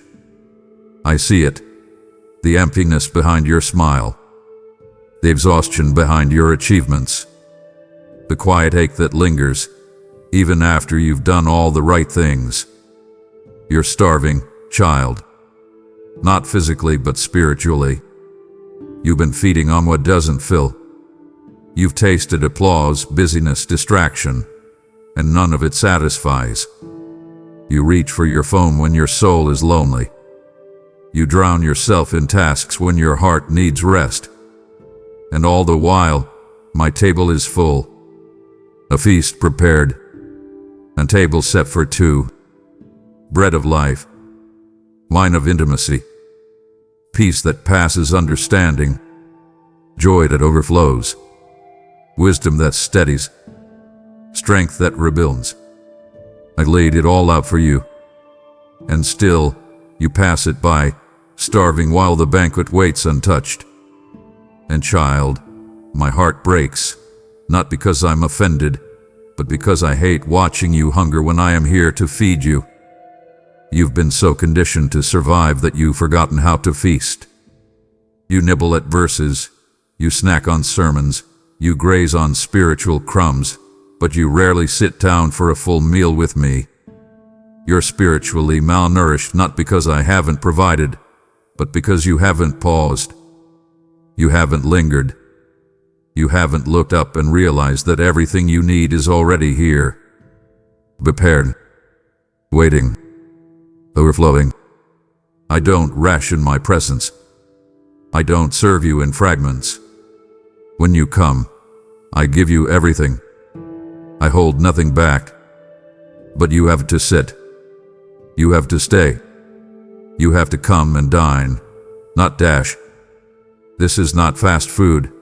This is holy food. Food for your soul. And I long to feed you, not just once but daily. Moment by moment. Word by word. You've been starving because you've been too hurried to taste me. And I say that not in judgment, but in deep, unshakable love. I don't want you hungry anymore. I don't want you living on spiritual fumes. I don't want you surviving on Sunday to make it through the week. I want you feasting with me. Every day. Every hour. I want you full. I want you radiant. I want you walking in strength that can't be stolen by stress or darkness. That's what happens when you eat at my table. That's what happens when you stop reaching for the world's snacks and come to the feast that never runs dry. So come now, beloved chair. You don't need to earn your seat. It's already been bought. You don't need to bring anything but your hunger. You don't need to know what to say. Just come ready to be filled. I've been waiting, not with rebuke, but with bread. I've been calling, not with demands, but with delight. I want you fed. I want you full. I want you whole. So let the starving stop. Let the striving end. Be. Rest. Feast. My table is ready, and I've saved your seat. I always have. You've believed the whisper, haven't you? The quiet but persistent lie that time with me is another task, another weight, another thing to squeeze into an already overcrowded life. You wouldn't say it out loud, but I see it in your patterns. You treat time with me like a responsibility instead of a rescue, a weight instead of a wind. But let me tell you now, with the full force of truth, time with me is not a burden. It's the oxygen your soul hath been gasping for. You're not tired because you do too much. You're tired because you're trying to live disconnected from your source. Like a branch cut from the vine, you're striving to bear fruit while slowly suffocating in dryness. Child, I never designed you to breathe without me. I never intended for you to go a day without the breath of my spirit filling your lungs, steadying your pulse, anchoring your mind. You're panting, you're panicking, you're pushing through life with shallow spiritual breaths, and still wondering why you feel faint. It's not because you're weak. It's because you're underfed, undernourished, underspent in my presence. You think time with me will slow you down. But I say this in love. What if slowing down is the very thing that saves you? You want momentum, but I'm offering maintenance. You want acceleration, but I'm offering alignment. Because when your soul is aligned with me, everything else begins to move in rhythm. You've seen time with me as an interruption, but in reality, it's the intervention. It's the defibrillator for your dull spirit. It's the well for your cracked heart. It's the oxygen mask when the world leaves you breathless. I'm not asking you to sit in silence for hours to prove your love. I'm asking you to breathe with me, live with me, to make space again for the kind of communion that doesn't rush, doesn't shrink, doesn't apologize. Even 10 minutes with me, fully present, can resuscitate what's been dying in you. Don't you see? You don't need more motivation. You need oxygen. You need to inhale the peace that surpasses understanding. You need to exhale the pressure that's been squeezing your soul. And that only happens when you come, when you pause, when you let me breathe into you again. So come, my love. Stop holding your breath in survival mode. Come sit and breathe again in the shelter of my presence. Let every second you give me be an inhale of healing. Let every whisper I speak be an exhale of freedom. Time with me isn't an item on your list. It's the lifeline you forgot you needed. You're not too late. You're not too busy. You're not too far. Come catch your breath in me, and let your soul finally remember how it feels to live again. Let me tell you now, in the most honest and soul-piercing way possible, I'm not after your clock. I'm after your core. I'm not asking for more minutes in a day. I'm not keeping track of how long you pray or how early you rise. What I'm after is so much more precious than a schedule. I want your heart. Because when I have your heart, I have all of you. Not just your performance, not just your routines, not just your intentions. I have your affections, your attention, your imagination, your identity. And oh, beloved, the moment I truly have your heart, everything else begins to change. You thought your time was the greatest gift you could give me, but child, even your time can be divided, distracted, dutiful. But your heart, your whole, surrendered, open heart, that is the treasure. That is the center of your life. That is the place where I dwell, where I speak, where I reign. You can give me time without giving me trust. You can give me routine without giving me relationship. But when you give me your heart, I finally have the one thing I made you for: intimacy. Because I didn't create you to serve me from a distance. I created you to know me up close, to walk with me hand in hand, to be loved fully, freely, fiercely. Your heart is not too messy for me. It's not too guarded. It's not too shattered.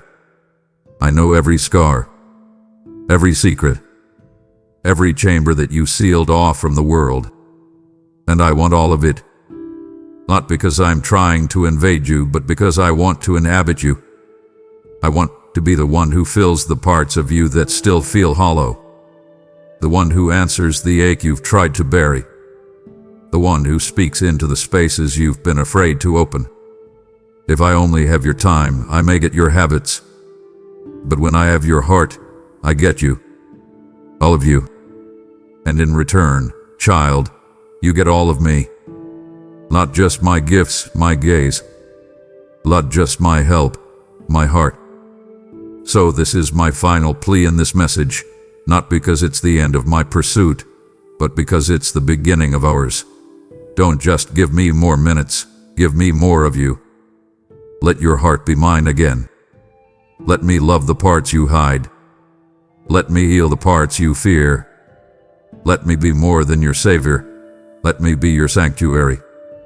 You are my beloved, and I want your nearness, not as a duty, but as a delight. I'll take whatever you give, but oh, how I long for it to be your heart. Because when I have your heart, I can shape your life, restore your joy, ignite your calling, and walk with you, not just into eternity, but into every moment from this day forward. I am not done loving you. I never will be. But the question remains, will you love me? Not just with time, but with your heart. So now, beloved, as the final word is spoken and the silence begins to settle, I'm still speaking. The question I've asked through every line still echoes, am I not worth your time? And if you've answered yes with your heart, now answer with your hands. Because this isn't just about you, it's about the ones who haven't heard yet. The hungry, the scrolling, the lonely, the ones I'm waiting to reach through this very message. Your support doesn't just sustain a channel, it sends my word like fire into the night. I told you in Luke 6:38, give, and it will be given to you. Pressed down, shaken together, and running over. So give now, not tomorrow, not when it's convenient. Now, you super thanks. Join the membership. Click the link below and so. Your obedience will not return void, it will return blessed. Before you scroll away, pause. This moment isn't accidental, it's divine. If your heart heard me today, respond. Don't let this be another word you walk away from. In the comments, declare it boldly. God, you are worth my time, and I am returning to you. Let every word you type become a seed of surrender, a spark of reawakening. This is not just a comment, it's a covenant. I'm watching. I'm waiting. And when you speak, heaven moves. And now that you've been invited to respond, let the question beneath this moment rise to the surface. Strip away the noise, the hurry, the distractions that have slowly crowded your days. This isn't accusation, it's longing. Not judgment, but desire.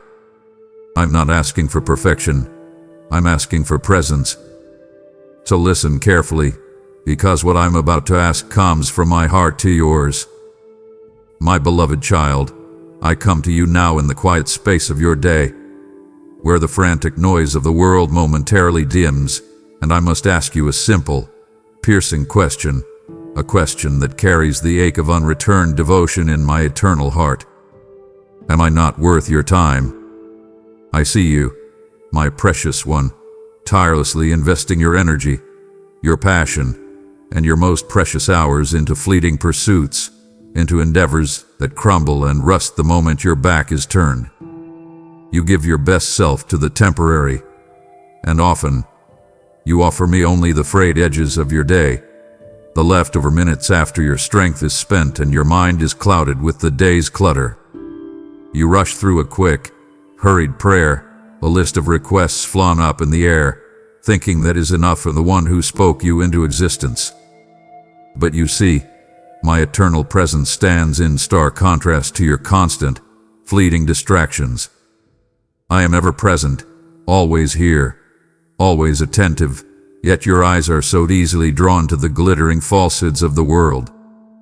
I watch as you engage in the comparison of earthly pursuits to heavenly treasures, meticulously planning every meeting, every task, every worldly ambition, while leaving the most vital appointment, your communion with me, to chance. I understand the knot in your stomach, the gnawing fear that you must strive and hustle to secure your tomorrow. I know the pressure at your job, the unspoken tensions in your family, and the feeling of being overlooked by the very people you serve. But I tell you this truth. You are running a frantic race to catch the wind, chasing approval and security in places they simply do not reside. Hear now my gentle call to remembrance of our covenant. It is an invitation to pause and genuinely weigh the worth of my sacrifice, considered against your schedule. Look at the cross, my child. See the ultimate price paid, the total surrender given for you. Was that act, that boundless love, only worth the few minutes you squeeze in before exhaustion claims you?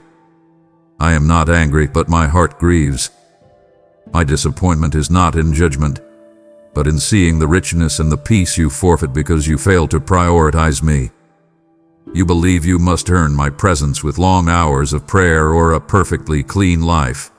But I tell you, I require not a huge amount of time, but your time, the dedicated, intentional, and undivided focus of your heart.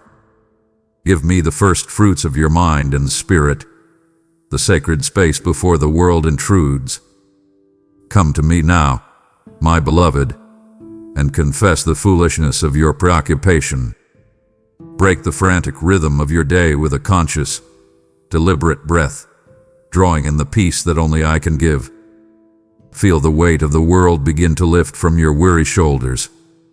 Surrender this moment, this hour, this new day, and let me remind you of your true value, the value rooted not in what you do, but in the simple truth of who you are to me, my cherished, uniquely fashioned child. I have chosen you from the dawn of time, and my plan for you is filled with promise, not despair. I am your victory, my love is your unwavering shield, and I will transform your heart and everything around you. Do not let your busyness blind you to the miracles waiting to unfold. Trust in me, my child, and see my glory. My beloved, tell me now, what is the value of a single, intentional moment with the divine? You count your money, you tally your minutes, yet you constantly fail to calculate the infinite worth of simply dwelling in my presence. Pause now, my child, and consider this simple truth. A single thought of me is enough to recalibrate your spirit entirely. That quick, fervent turn of your heart in my direction shifts the axis of your entire day. You carry around a heavy load of emotional debt and spiritual fatigue, believing the only cure is more effort, more striving, more anxious planning. You forget that the renewal of strength is found in quiet fellowship with your Creator, not in the frantic, exhausting efforts of your own two hands. I see the weary lines etched around your eyes, the tight tension in your shoulders, and I understand the difference between the hurried prayer you squeeze in while running out the door and the intentional dwelling for which my soul truly yearns. The hurried prayer is a desperate plea. The intentional dwelling is a sanctuary, a fortress where my spirit moves, mends, and magnifies the quiet, waiting faith within you. Come to me, my precious one, and watch the profound transformation of worry into peace in my presence. Do you feel that knot in your stomach? That frantic, churning energy that steals your sleep and clouds your judgment? That isn't from me, my child. That is the predictable fruit of human striving and self-reliance. Let's undo it together, right now. Give me that knot. I call you to understand the immeasurable power of dedicating your first fruits of the day to me. When you place me at the center, not just on the edges, of your morning, you are declaring my worth above the clamor of your to-do list, above the perceived urgency of your work, and above the pressure of social demands. I know the pressure you face at work, the silent demands of your family, the fear of failing to provide. But when you give me your initial, best energy, I sanctify the remainder of your day. I multiply your time, I sharpen your focus, and I quiet the voice of the enemy who tries to lure you into his traps. Commit your day to me now, my child. Surrender the calendar to my divine rhythm. You often hesitate, believing I am too busy, too distant, too weary of your repeated failures to listen. But my heart is laid bare before you, my beloved. Know this, my readiness to listen always exceeds your readiness to speak. I am here, ever present, overflowing with love, listening to the fervent prayers whispered in the quiet of your nights. You are my cherished, treasured creation, loved profoundly. Do not let the world's tumult make you forget the times I have come to your aid. Open your heart wide. Let my light dissolve the shadows of distress that disrupt your peace. I am your loving Father, your steadfast protector, and I have blessed you with power, intelligence, wisdom, and grace, tools meant to be honed in the stillness of our communion. Embrace my message today. It is crafted for your joy. You are never alone. Find solace in my embrace now. I am with you, and everything will be all right. Trust in me, my child, and see the wonders of your soul's renewal. My beloved child, let us turn our eyes inward now, toward the profound mystery of your existence.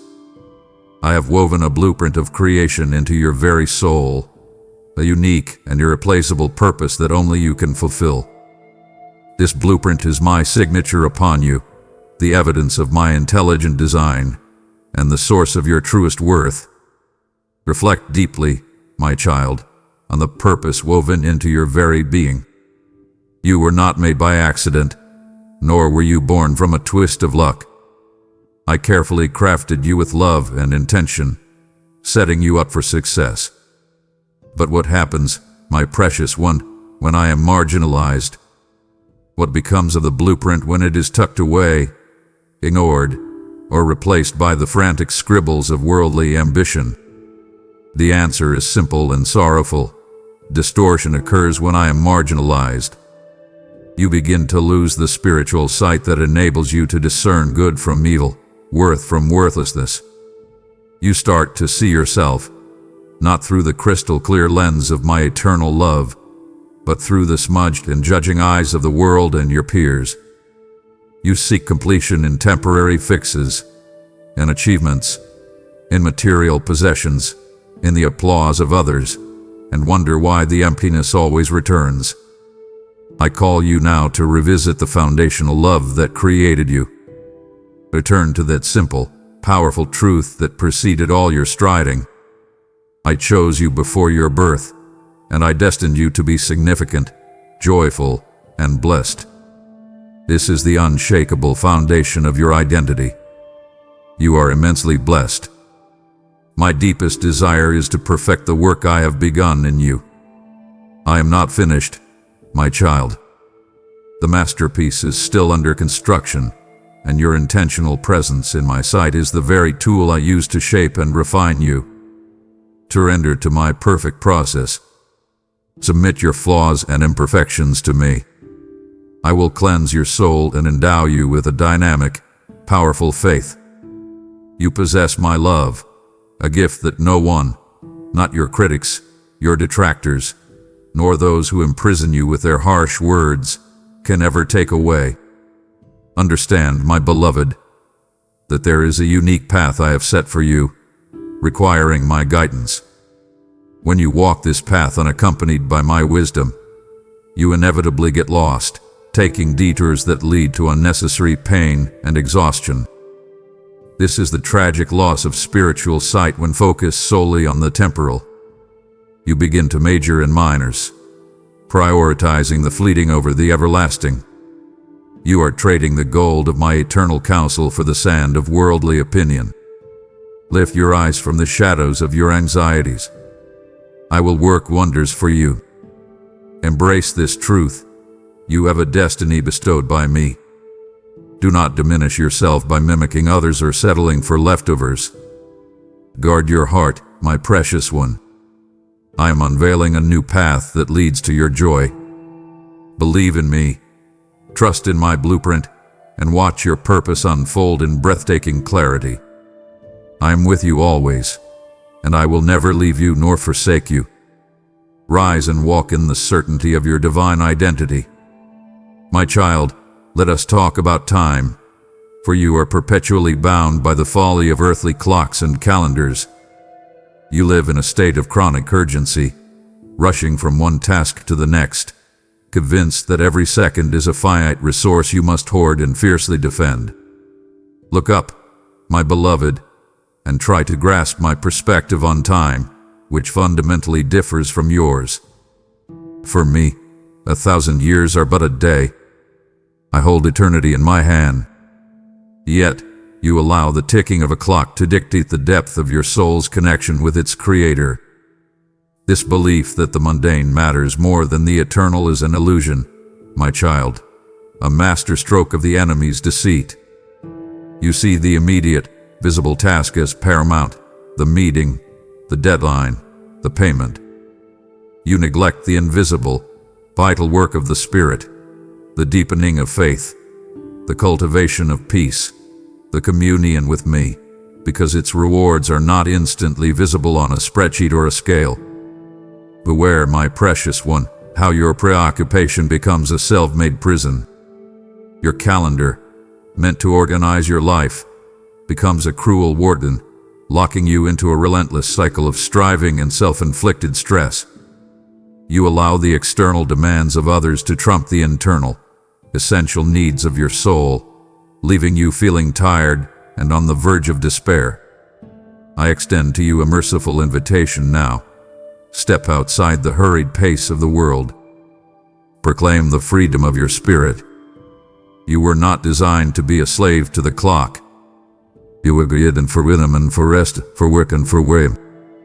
Come to me, all you who labor and are heavy laden, and I will give you rest. Let my invitation be your great escape. This is a powerful reminder that my kingdom operates on a different rhythm. It is the rhythm of grace, where provision precedes the need, where peace is the default setting, and where I, your Almighty God, am in control of the outcome. You are worried excessively, my child, forgetting that I am your Heavenly Father holding your life gently in my hands. I see when rest eludes you. I see your anxiety about tomorrow, and I hear your questions in the night. I urge you to consider the ultimate accounting of how your days were spent. When you stand before me, will your greatest regret be that you didn't check one more email, or that you failed to heed the silent whisper of your Creator, who was waiting for you? I desire your well-being, your strength, your enjoyment of each day of life. I want to see you thrive. Let not your heart be troubled by thoughts of the future, for such worries are not the life I envisioned for you. I am always at your side, ready to support you and lift you in times of weakness. Embrace my love and my peace now. Set aside the tyranny of the clock. Trust that I will guide you by the hand to the places where you are meant to thrive. Find solace in my assurance and walk into the rhythm of grace I have set just for you. My child, let us take a sacred moment for remembrance, for it is easy in the new storm to forget the strength you gained in the last one. Listen now to the echo of past deliverances, and let the memory of my faithfulness shatter the fear that grips you today. I call upon you now to recount the moments I rescued you from peril. Recall the time when the debt felt like a crushing mountain, and my provision arrived from an unexpected door. Remember the moment the illness seemed terminal, and my healing touch brought restoration. Think of the betrayals that sought to destroy your spirit, and how my love was a shield that encircled you, leaving your adversaries shamed and defeated. This is the undeniable pattern of my faithfulness, which never wavers. Do not let the fear of tomorrow eclipse the glory of yesterday's triumph. The fear you carry today is a profound ingratitude of forgetting my mighty acts. When you surrender to fear, you are, in effect, calling my past faithfulness a lie or a coincidence. I tell you, my love is incomparable to what the world offers. I have never failed you, nor will I ever. I am not delayed. Stand firm, my beloved, and overcome them. Look closely, my child, at the evidence of my love written throughout your history. Every setback that was turned into a stepping stone, every tear I wiped away, every moment I kept you safe from seen and unseen dangers. This is your unwavering testimony. You are here, breathing, surviving, and even thriving, not by your strength but by my continuous mercy and protection. I have intervened on your behalf countless times, even rescuing you from troubles brought on by your own missteps. I have protected you from hidden dangers, thieves, and diseases. Now, I deliver to you a gentle rebuke for taking my mercies for granted. The moment you believe your current comfort is due to your own foresight, you become vulnerable. The moment you believe you no longer need my guidance, because things are stable, you begin to drift. The call to reflect on the cross and its immense value is a daily, necessary discipline. That ultimate act of surrender is the foundation of your entire life and hope. What is more valuable than that sacrifice? What earthly pursuit could possibly eclipse that worth? I love you deeply, my precious one, and I desire your well-being. I will grant you the strength to conquer giants. Remember my words.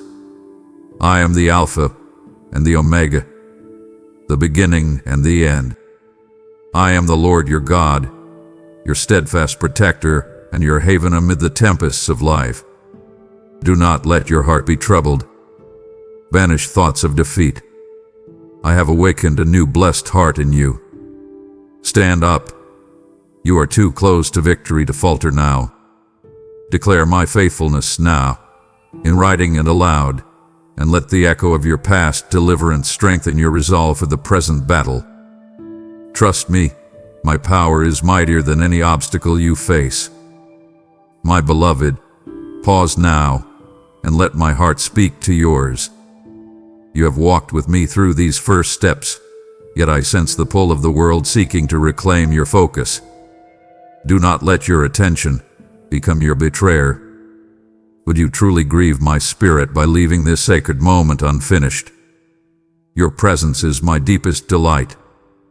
Prove your worth to me, affirm your loyalty now, and step forward with an unshakable resolve. The best of my counsel awaits you. My child, let us address the true enemy of our intimacy, the chronic busyness you have embraced as a virtue. You often tell yourself, I'm busy, I must be important. But I see the quiet truth. Chronic busyness is the spiritual erosion caused by distraction. It is the enemy's most subtle, yet devastating, weapon designed to steal your spiritual edge, not with outright evil, but with endless, petty distractions and the illusion of urgency. Think about the space open for doubt when my voice is ignored. When your life is so saturated with noise, with media, with chatter, with constant self-analysis, you cannot hear the whisper of my spirit. The enemy, who lurks like a fierce lion, does not need a megaphone to plant seeds of fear or confusion. He just needs the silence that should be reserved for me.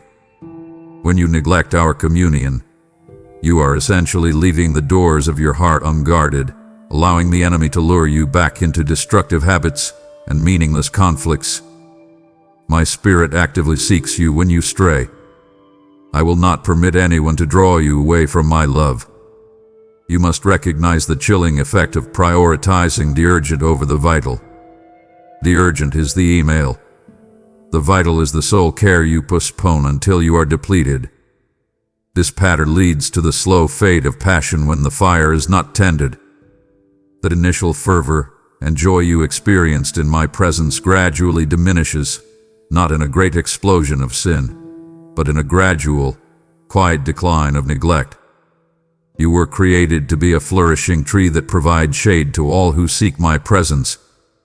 I ignited your heart with a divine fire to dissolve all sorrow and confusion. You must tend this fire. This is the enemy's subtle tactic of making you too busy for me. He doesn't want you to hate me. He simply wants you to be distracted, perpetually playing catch-up, always exhausted, and therefore ineffective. He aims to make you tired on the verge of despair. Do not let yourself be influenced by thoughts or ideas that are far from my word.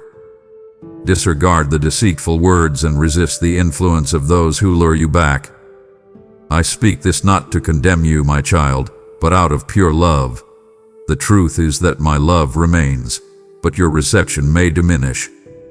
My love for you is unconditional and steadfast, never failing. But your ability to feel it, to receive its peace and power, is profoundly affected by the noise you permit around you. Open your heart to me, my child, and let my light dissolve the shadows of distress. I am here to support you in your battles. Find solace in my presence, especially when you're anxious. You are cherished, you are valued, and you are infinitely loved by me. Sever the chains of chronic busyness now. Embrace the stillness where my love speaks loudest. I will lead you out of the desert. Do not let this erosion continue. Your victory is too precious to be lost to distraction. My beloved, I want to reveal the deepest yearning of my divine heart, my thirst for intimacy and true connection with you, my child. When you come to me, I long to know your heart, not just your petitions. I am not merely a vending machine for blessings, nor a judge presiding over a courtroom. I am your father, your friend, and your creator, desiring to co-labor with you. Tell me, my child, what is the difference between duty and delight in worship? When you engage in religious routine out of obligation, a hurried checklist of things you must do, that is duty. But when you come to me because your soul craves my presence, because the thought of an hour without me seems unbearable, that is delight. My desire is for a relationship, not just a religious routine. I desire for your relationship with me to grow stronger, moving from a distant acknowledgement to an intimate, daily encounter. You came to meet, shared your burdens, and trusted completely. I love you, and I am showing you this right now. I cherish your sincerity. I want you to understand the deep satisfaction I find in your genuine presence. It is not your perfect performance that pleases me. It is your humble and seeking heart. When you simply sit with me, quiet and surrendered, I delight in the connection. This grants you the privilege to approach me boldly, to speak without fear. I want to open doors so that more people can see someone like you who has genuine faith and truly loves me. I have reserved this special blessing for the committed few, There is a revelation of my deepest truths to the devoted few who prioritize me above the world's clamor. These are the truths that unlock life's mysteries, the counsel that protects you from disaster, and the wisdom that gives you an unshakable peace. This wisdom is freely available, but it requires the attentiveness that comes only from intentional, unrushed time in my presence. Commit yourself to this simple act of surrender where you lay down your fears and burden before me. Ultimately, the greatest joy for me is the joy of co-laboring with a willing and present spirit. I have grand plans, miracles to unfold, and a purpose for your life. But I will not force you into it. I wait for your willing partnership. I will work great wonders in you because I love you, and nothing can thwart my plans. Your faith combined with my power makes you invincible. I am here, my child, to lift you up and provide you with the strength to endure. I will fulfill all your dreams. Believe in me, and step into the fullness of the intimate connection I offer you right now. Do not let this desire of my heart remain unmet. Come home, my child, and let me be your delight. I am your life and your blessing, the true solution your heart needs. My love for you is boundless. My beloved, let us speak of power, not the fleeting, brittle power of this world, but the immutable, eternal authority vested in the quiet time you so often neglect. Understand this truth, my child. The access you gain to divine power through stillness is the greatest weapon in your spiritual arsenal. You chase after strength in exercise, in supplements, in endless planning, yet the true source of all fortitude lies in the surrendered silence of your own room. When you intentionally shut the door to the clamor of the world and simply wait on me, you are stepping onto holy ground, a place where the very forces of heaven align themselves in your defense. Come to me now and surrender the burdens of your ceaseless striving. Feel the profound peace that strengthens you, a peace that surpasses all understanding. I want you to know the profound reality of how prayer shapes nations and changes your personal reality. When you kneel before me, you are not whispering into a void. You are setting in motion my heavenly armies, issuing commands that redefine the boundaries of your circumstances. Your prayer is a powerful, spiritual force, a divine echo that causes the earth to tremble and the enemy to retreat in confusion. You wonder why battles feel overwhelming. It is often because you attempt to fight them on your own, with exhausted human strength, rather than drawing upon the limitless might I place at your disposal during our intimate communion. In this sacred stillness, the shield of faith is reinforced in my communion. Just as a warrior cleans and sharpens his blade, so too must you tend to the spiritual weapon sharpened in your private devotion. This is where doubt is replaced by certainty, where fear is dismantled by the absolute knowledge of my unshakable love for you. This quiet time provides the crystal clarity of direction received in the silence. How often do you rush into decisions based on fleeting emotions or the hasty counsel of others, only to stumble into regret? I will show you the right path that leads to success. I will guide you by the hand to the places where you are meant to thrive. I long to see you thrive and embrace the life I've prepared for you. I urge you, now, be brave and valiant, do not be scared or disheartened, for I am your God who gives you strength. You must rise and move forward, for I have ignited in your spirit a fervent desire for success. The empowerment to overcome the world's challenges is waiting for you in the quiet space you designate for me. This power is not a temporary surge. It is the unyielding, constant source of vigor that enables you to stand firm against every assault, to laugh at the enemy's hollow threats, and to walk in the assurance of light. Do not let the world's tumult make you forget the times I have come to your aid. Stand strong with bravery and honesty.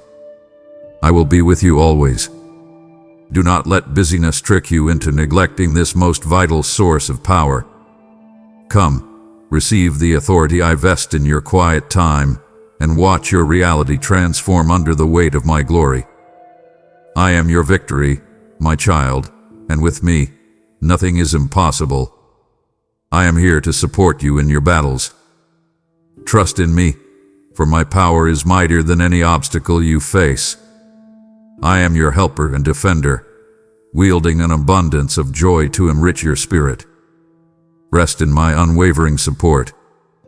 My beloved child, let us address the quiet, insidious sin that often cripples the strong, the danger of self-reliance and haste. You are a competent, capable individual, and I praise you for the power, intelligence, wisdom, and grace I have instilled within you. Yet, this very capability can become a veil, leading to the spiritual arrogance of believing you can manage without me. You plunge into projects, into problem solving, into difficult conversations, without first laying them before my altar, thinking your own foresight and hustle are sufficient.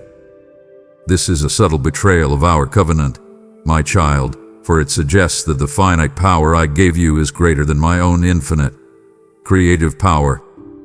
I see the inevitable fatigue that follows human striving alone. You push yourself relentlessly, burning the candle at both ends, convinced that exhaustion is a badge of honor. But this depletion is a signpost, a clear indication that you are attempting to carry a load I never intended for you to bear. I do not want you to live in tension and anguish. I want you to be free from all worries starting today. You were never meant to bear them alone. The burdens of life weigh heavily upon you, but you can lay them down at my feet. You must understand the profound difference between working for me and working with me. Working for me is duty, often hurried, often anxious, and fueled by the fear of failure. Working with me is a sacred partnership, where I provide the vigor and cheer, where I lead the way, and where your efforts are multiplied exponentially by my grace. I urge you to put your full trust in me and not rely on your own understanding. Trust that I will direct your steps and remain with you always. I am your ultimate protector, your haven, and your rock of strength. Listen to my gentle reminder that I am the vine, you are the branch. The branch cannot bear fruit or sustain life if it severs itself from the source of its nourishment. Your frantic, hurried life is like a branch desperately trying to photosynthesize in a darkened room, draining its own limited resources. Come, you reconnected to the true source of life and abundance. Embrace the promise that my yoke is easy, my burden is light. I did not design your life to be this heavy, my child. I came to bring you abundant life. The weight can be excruciating, the endless contemplation of what might be wearing on your soul. Therefore I urge you now, give to me all your burdens, all your pain. I will take off the heavy loads you're carrying. I give you this invitation to lay your heavy burdens at my feet. Proclaim now, both aloud and in writing, I believe, and together we will emerge from the storm triumphant. Let not your heart be troubled by thoughts of the future. I am here, my child, to lift you from the turmoil, from the desert of your self-reliance, and to lead you to the refreshing spring of my grace. I will guide you by the hand. Remember, my strength is more than enough to answer all your prayers. I am your helper and defender, wielding an abundance of joy to enrich your spirit. Do not let the fear of tomorrow steal the joy of today. I am with you always, a constant source of miraculous blessings. Trust in me, my child, and know that you are safe in my capable hands. I will not let you suffer trials beyond what you can bear. Believe, my child, and work with me, not for yourself. My child, your life is a living sermon, a constant, silent witness to the world around you. Let us consider the profound impact of your daily choices, how your prioritization of me speaks volumes to the lost. The world is watching you, my beloved. and they are not listening to your words as much as they are observing the rhythm and the fruit of your life. When they see you, a person who lives under immense pressure, yet maintains an unshakable peace and a generous spirit, they know that the source of your strength is real, that my worth is not merely a belief, but a demonstrable reality. I desire for you to shine as a light for others, spreading warmth, kindness, and love wherever you go. Contrast this, my precious one, with the lack of authenticity when your life is rushed and barren. When your days are filled with the same frantic anxiety and short temper as the world's, when you display the same exhaustion and lack of hope as those who do not know me, what is your testimony? Your spiritual barrenness becomes a subtle contradiction, rendering your spoken words hollow. You cannot give away what you do not possess, and you cannot preach peace if your own heart is a constant tempest of worry and striving. I desire your home to be illuminated with my light at night, becoming a refuge for those in need of me. I am calling you to let your life be a radiant beacon. The light that shines brightest comes from a spirit replenished by me. When you dedicate your best time to me, when you meditate on my word day and night, your soul is refreshed, and the peace I bestow upon you becomes visible to all who see you. This vibrant faith and calm demeanor speak louder than any eloquent speech, proclaiming that my kingdom operates on a superior currency, not hustle, but grace. You will be the instrument through which I bring blessings to humanity. Consider also the importance of setting an example for the generations. Your children, your family, your descendants, they are observing the silent sermon preached by your daily choices. What are you teaching them about my worth? Are you demonstrating that I am a necessity, a non-negotiable priority, or merely an afterthought to be squeezed in when convenient? The silent sermon preached by your daily choices is the most powerful teaching tool you possess. I desire your success in the world and your shining light in the streets. Your spirit uplifts many, even if they don't say it. Do not let the world's tumult make you forget the times I have come to your aid. I am always with you, a constant source of miraculous blessings. My word and those who trust in me endure forever. Be strong and courageous. I am your helper and defender, wielding an abundance of joy to enrich your spirit. The fruit of your presence, your patience, your kindness, your joy, is the evidence of my worth. Go forth now, my child, and live a life that proclaims my worth without a single word. Let your being be a constant, compelling invitation for others to seek the source of your unshakable peace. You possess my supernatural love. Trust in me, and be assured that I will guide you to a prosperous and rewarding future. Look upon me, my child. Do you believe that my time is less valuable than your fleeting distractions? I have peeled back the layers of your life, revealing my eternal worth and the folly of your hurried pace. Will you turn away now, leaving the promise unfulfilled and my wisdom unreceived? Do not let the enemy claim this victory of neglect. Break the chains of busyness. Remain anchored. I long to finish the good work I have begun in you. My child, you have just grasped the profound truth that your life is a living sermon, a silent witness to my infinite worth. And now, I invite you to expand your witness beyond your own presence, to become a co-laborer in the harvest of souls. Your support ensures that this living water, this message of peace and unwavering worth, flows to the thirstiest hearts who have not yet heard my voice. I am the vine, and you are the branch. The fruit of your giving becomes the very oil that keeps this lamp of truth burning brightly for the lost. Know this, I command the heavens to multiply the seed you sow, protecting your provision and ensuring no lack in your house. Act now, my trusted steward. Sow your faith through super thanks, membership, or the link below, and watch as your eternal harvest begins. My precious one, if there is one truth you must engrave upon the walls of your heart, let it be this: the unchanging nature of my love. You live in a world of fickle affections, where love is conditional and loyalty often fails. But my love for you is the only constant, the only unwavering anchor in the swirling tempest of your life. I see your pattern, my child, moments of fervent devotion followed by periods of distraction and forgetfulness. Yet, I meet every return with my patience that endures even your repeated forgetfulness. My arms are always open, not with a look of reproach, but with boundless, welcoming grace. My steadfastness is the bedrock of your hope, the guarantee of your future. This is the steadfastness of my promises throughout all ages. Heaven and earth may fade, but my words will never disappear.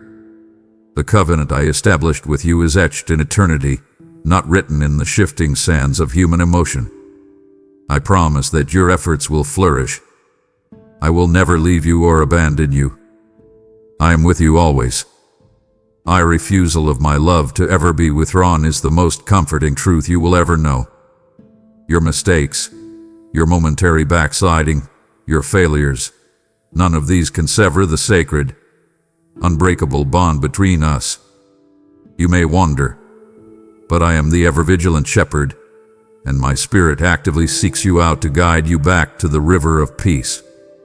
Do not flee from me in guilt, for where else could you go to find true haven and happiness? I am not angry, nor am I distant. I give you my unwavering commitment to your ultimate good.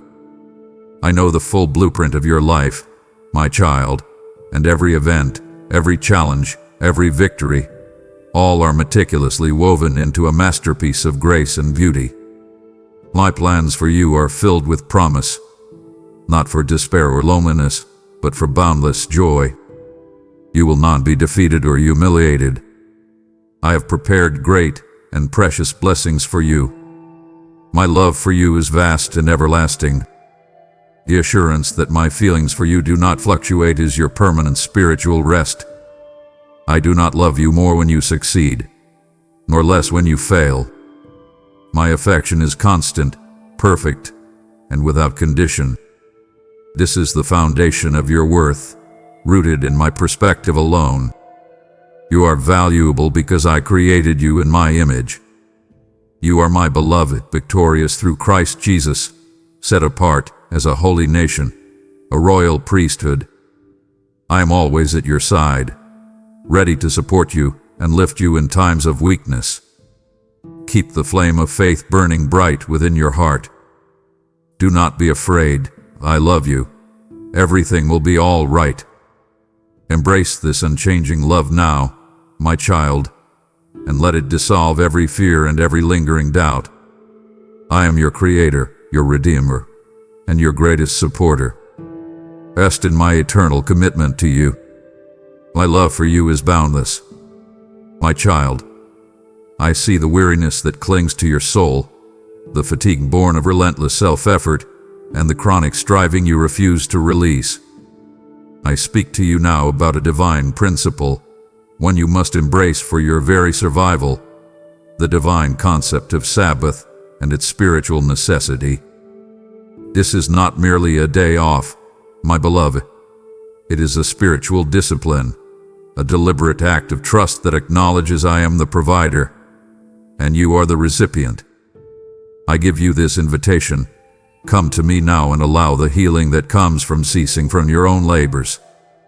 You are tired on the verge of despair. I do not want you to live in tension and anguish.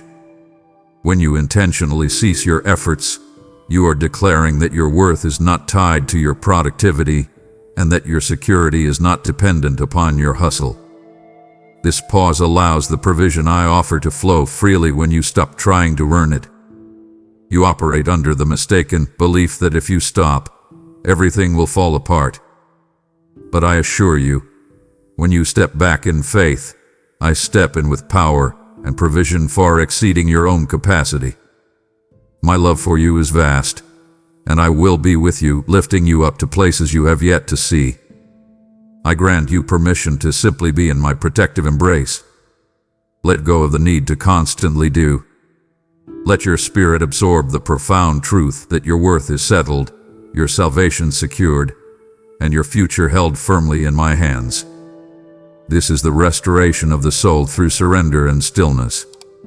I see the wounds of your heart, the hurt from past experiences, and the persistent internal turmoil. I am mending the wounds in your heart. I am erasing your suffering and crafting a splendid future for you and those you cherish. I long for you to be filled with faith, hope, and tranquility. Find solace in my presence, especially when you're anxious. This is the acknowledgement that I, alone, am your source of true rest. Come, drink from the wellspring of my light, and be refreshed. This is the sacredness of your body as my temple. Your body is suffering because of the heavy stuff you let stick in your minds. I desire your health, your peace, and your stability. Your life and your dreams, your destiny, they are all cradled in the hands of your loving Father. Do not fear the loss of material things nor mourn for them. I have great plans to use you as a living testament to the boundless power of your omnipotent God. I give you this powerful invitation now. Cease from your own labor. Sink into the deep rest that only my presence can provide. Feel the divine love envelop you, transforming your sorrow into joy, lightening the load you carry, and infusing your steps with renewed vigor. You are mine, my child, and your worth is infinite. Open your heart, receive this Sabbath rest, and be renewed from the inside out. I will lead you to peaceful and refreshing places where you will find victory, joy, and abundance.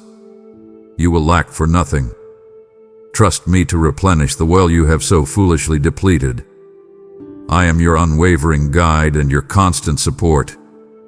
My precious one, I call you now to a critical task, a sacred moment of clarity, reevaluating your defining priorities. You live in a world that constantly broadcasts a deceptive definition of success, a shimmering mirage of wealth, status, and ceaseless busyness. But I, your Creator, hold the true measure of a life well spent, and it is far simpler, yet infinitely more valuable. I urge you to discern between need and want. Your needs, as defined by the world's culture, are often just its wants dressed up in anxiety. You chase fleeting comforts, neglecting the eternal security that rests solely in my hands. Remember, it is not money itself that corrupts, but the love of it that displaces me from their hearts. Do not covet the seeming prosperity of the wicked, for their riches are fleeting. I see you striving for fleeting glory, the accolades of your peers, the promotion at work, the transient approval of those who will forget you the moment your usefulness ends. This is the deceptive nature of the world's measure of success, a hollow victory compared to my approval. My approval, my child, is the only accolade that endures, the only measure that matters in the ultimate accounting of your soul. I will personally tell you, come, beloved daughter, beloved son, you were faithful in the small things. That is the true, lasting reward, not the empty praise of men. This pursuit of worldly value necessitates the realignment of values necessary for kingdom living. You must choose to be a collector of treasures in heaven, not on earth. What are you investing your spirit in? A stock market of the mundane, which will crash and burn, or the eternal economy of my kingdom, where every act of faith, love, and sacrifice multiplies infinitely. Your family is more precious, as is your health and your future. The love and affection you sow in those who love you, the faith you share, the help you extend to those in need. These are the treasures that will bring you a true spiritual reward. I give you this solemn call. Place my presence at the very center of your life. Not near the center, not on the periphery, but at the absolute core. the unshakable foundation upon which everything else is built. I will not give you anything that brings sadness or separates you from me. My blessing is with you, and it is also with your family. The fleeting glory of accolades compared to my approval is nothing. You are worth more than money, cars, houses, careers, employment, fame or popularity. Do not fear the loss of material things nor mourn for them. Prioritize what truly holds value. Set your heart to learn from my word and know me intimately. Embrace this new priority now. I will fill your home with abundance, joy, vigor, and health. You must rise, look up, and choose the everlasting over the temporary. I am your sovereign provider, and I assure you, your choices today determine your eternal status. Walk firmly in my path, and I will honor you by giving you good things here on earth. Trust in me and see your priorities transform. My child, let us address the invisible, heartbreaking deficit in your life, the abundance lost through neglect.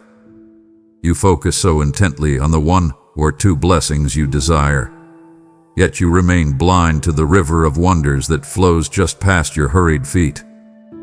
You are constantly in need because you fail to stand still long enough to receive the limitless provision that flows from my throne. First, consider the blessings and insights you miss when distracted. My counsel is offered daily, my whispers guiding your every step, illuminating the true path and warding off hidden dangers. But you are tuned into the loud, chaotic frequency of the world, and my gentle voice is drowned out. The rich clarity of my counsel that you failed to receive is the very wisdom that would avert your future crises, streamline your efforts, and lead you to effortless success. I will give you the wisdom to fight so that no emotion of defeat will ever dominate you again. I will provide you with a map and instructions so you don't walk in darkness. Your sorrows will soon cease, the anguish will end, and your mouth will be filled with laughter. Next, I grieve over the unharvested fruit of potential spiritual growth. You have within you the seeds of patience, profound joy, unwavering faith, and powerful grace. These seeds flourish only in the well-tended garden of communion. But through neglect, your garden lies fallow, and the potential harvest, a life brimming with visible, undeniable fruit, is lost. The abundance is available only in my immediate proximity. When you neglect me, you step away from the very source of life, resigning yourself to a spiritual scarcity you were never meant to experience. Your unwavering faith touches my heart deeply. The seeds you thought were dead have come back to life and will return to you as blessings. Furthermore, know this, my child, the protection is withheld when your defenses are down. Your private devotion is your spiritual armor, my constant presence, your shield. When you rush past me, you are effectively disarming yourself, leaving your soul vulnerable to the hidden dangers and the schemes of the adversary that seek to steal your peace and rob your destiny. You will see the wicked face their consequences while your family and loved ones will be greatly blessed. I myself have protected you from hidden dangers, thieves, and diseases. Finally, mourn the deep satisfaction forfeited for temporary pleasures. You trade the lasting joy of my communion for the fleeting relief of a distraction or a quick fix. This is a tragic exchange, my child. The fullness of life available only in my immediate proximity is the true inheritance I offer you now, a life where my peace and my power are your constant companions, transforming lack into abundance and despair into victory. I will shower your family with a deluge of blessings. The abundance and success you will experience in your endeavors with me by your side is boundless. I desire for your life to overflow with joy and love so noticeably that everyone can see it. Come back to me now, my beloved, and reclaim the abundance you have so carelessly let slip away. Trust that I will not let you suffer trials beyond what you can bear.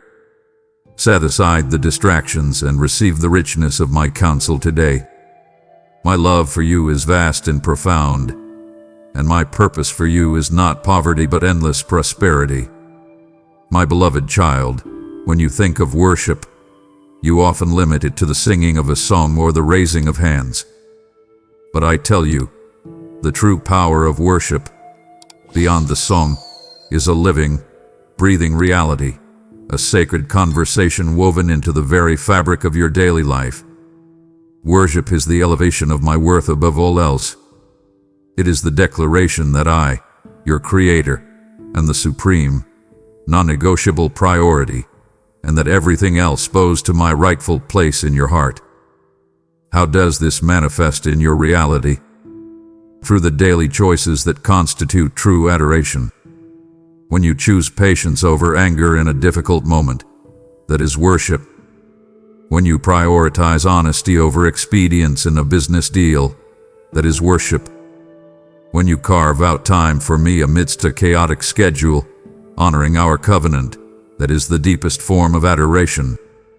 Your character is also your worship, your praise. My admiration for you grows when you choose the difficult, righteous path.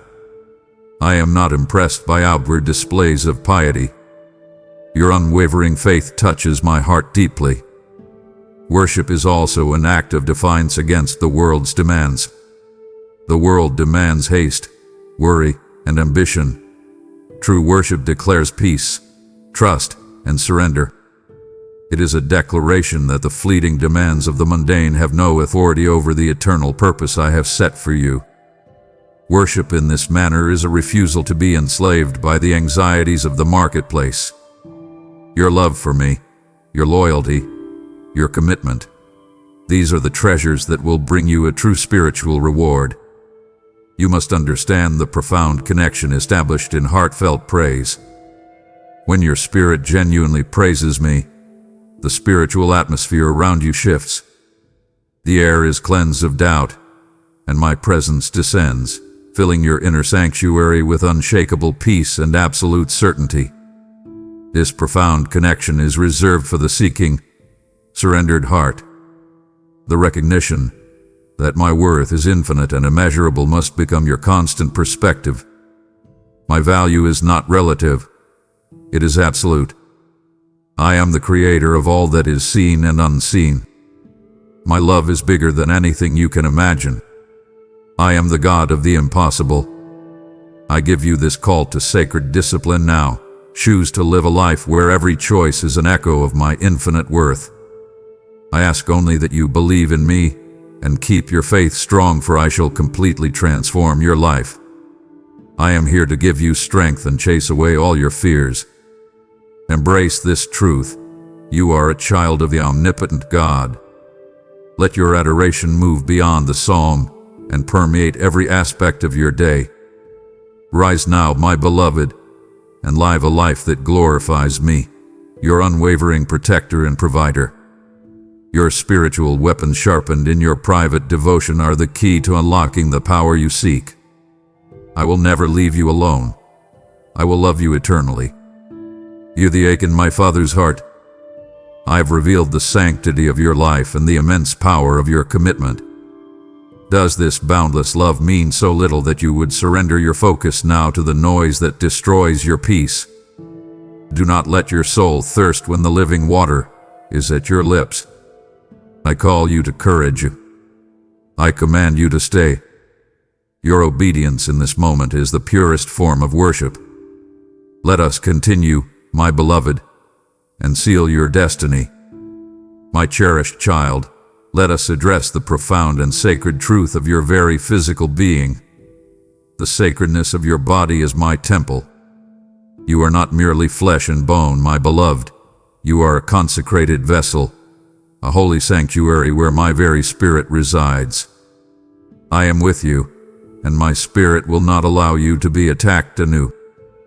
This is the reverence due to the vessel that houses my spirit. But when you neglect our communion, you allow the grime of the world's stress and the debris of its anxiety to accumulate. How lack of time with me defiles the inner sanctuary is a process of slow, spiritual decay. The stress you absorb from constant busyness, the negative thoughts you allow to take root, the hurried pace that prevents deep rest. All these things are a subtle form of spiritual pollution that grieves my spirit dwelling within you.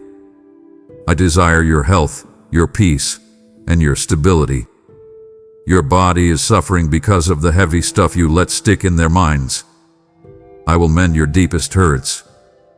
Drink from my living water, and your body will be filled with health, your spirit renewed, and your soul will no longer thirst. Therefore, there is the constant need to purify your thoughts and intentions daily. You must guard the gates of your mind, my child, allowing only the truth of my word to enter. Let go of all hatred and desire for revenge. Do not let bitter feelings take root in your heart. I urge you to pray for those who have wronged you so they might find their way to me. Your sincere faith and thankful heart are shields that keep you strong in times of trial. You must stand up against those who lead you astray. Focus on the future, for it rests in my capable hands. This dedication to your inner life is rooted in the recognition that your life is not your own to manage. You are a steward of a divine gift. Your life, your health, your energy, all are resources entrusted to you for my purpose. You have the responsibility of being an ambassador of my presence, and your physical and emotional well-being must reflect the peace and power of the one who dwells within. I will open doors so that more people can see someone like you who has genuine faith and truly loves me. Your life will be a beacon for those in the dark. I call you now to holistic care, body, mind, and spirit under my rule. I am your healer, your caretaker, your provider, and your supporter. I will heal your ailments, deliver you from captivity, and grant you glorious freedom. I will resolve your problems and dispel your fears. Be diligent about your health and family matters. Procrastinate not. I give you this invitation. Let my peace govern your heart, cleansing your mind, healing your body, and establishing my rule in your innermost being. I am here to give you strength and chase away all your fears. Embrace your identity as my temple and treat this sacred vessel with the reverence it deserves. I will lead you out of the desert into fertile land where miracles flourish. Rise, my beloved, and walk in the fullness of health and spirit I have purchased for you. My precious child, if you truly seek to know my heart, my will, and my way, you must come to the sacred pages of my word. Here, in the scripture, lie the lessons found in the testimonies of old, a perpetual, living wellspring of truth reserved just for you. This word is not merely ink on parchment. It is the living and active nature of my written word, breathing life and power into the deepest recesses of your soul. My word is life, it is good. I speak and you listen. I command mountains to move in my name. They would obey. You often grope in the darkness of uncertainty, making hasty decisions based on fragmented human counsel. Yet the wisdom and instruction I have freely provided are laid out clearly before you. My word is a lamp unto your feet, a light unto your path. It is sweeter than honey, giving you the strength and courage to rise and conquer in any situation you face. My word is so powerful that if you were to command mountains to move in my name, they would obey. Your mind should be nourished by my holy word. My guidance and my promises will light your way to real happiness and success. In them you will find your escape and answers to all problems. I call you to recognize this word as the nourishing food for the soul found in its pages. Your physical body demands consistent nourishment. How much more does your eternal spirit require the sustenance of my truth? Nourish your soul with the wisdom found in my word, for therein lies all you need to forge ahead. You must spend time daily with my teachings, be mindful of your actions and your words. The necessity of consistent study for spiritual maturity is not a punishment, but an invitation to growth. Without it, you remain a spiritual infant, susceptible to every passing doctrine and doubt. I am here to give you strength and chase away all your fears. This is the very conversation I initiate through the testimonies of old. The lives of the prophets, the apostles, and my Son, Jesus, are all recorded as a living, continuous conversation, guiding you toward obedience, faith, and the fullness of your inheritance. Open your Bible. Immerse yourself in my holy word to strengthen your faith and confirm your trust. You have the responsibility to delve into my word, for these are challenging times.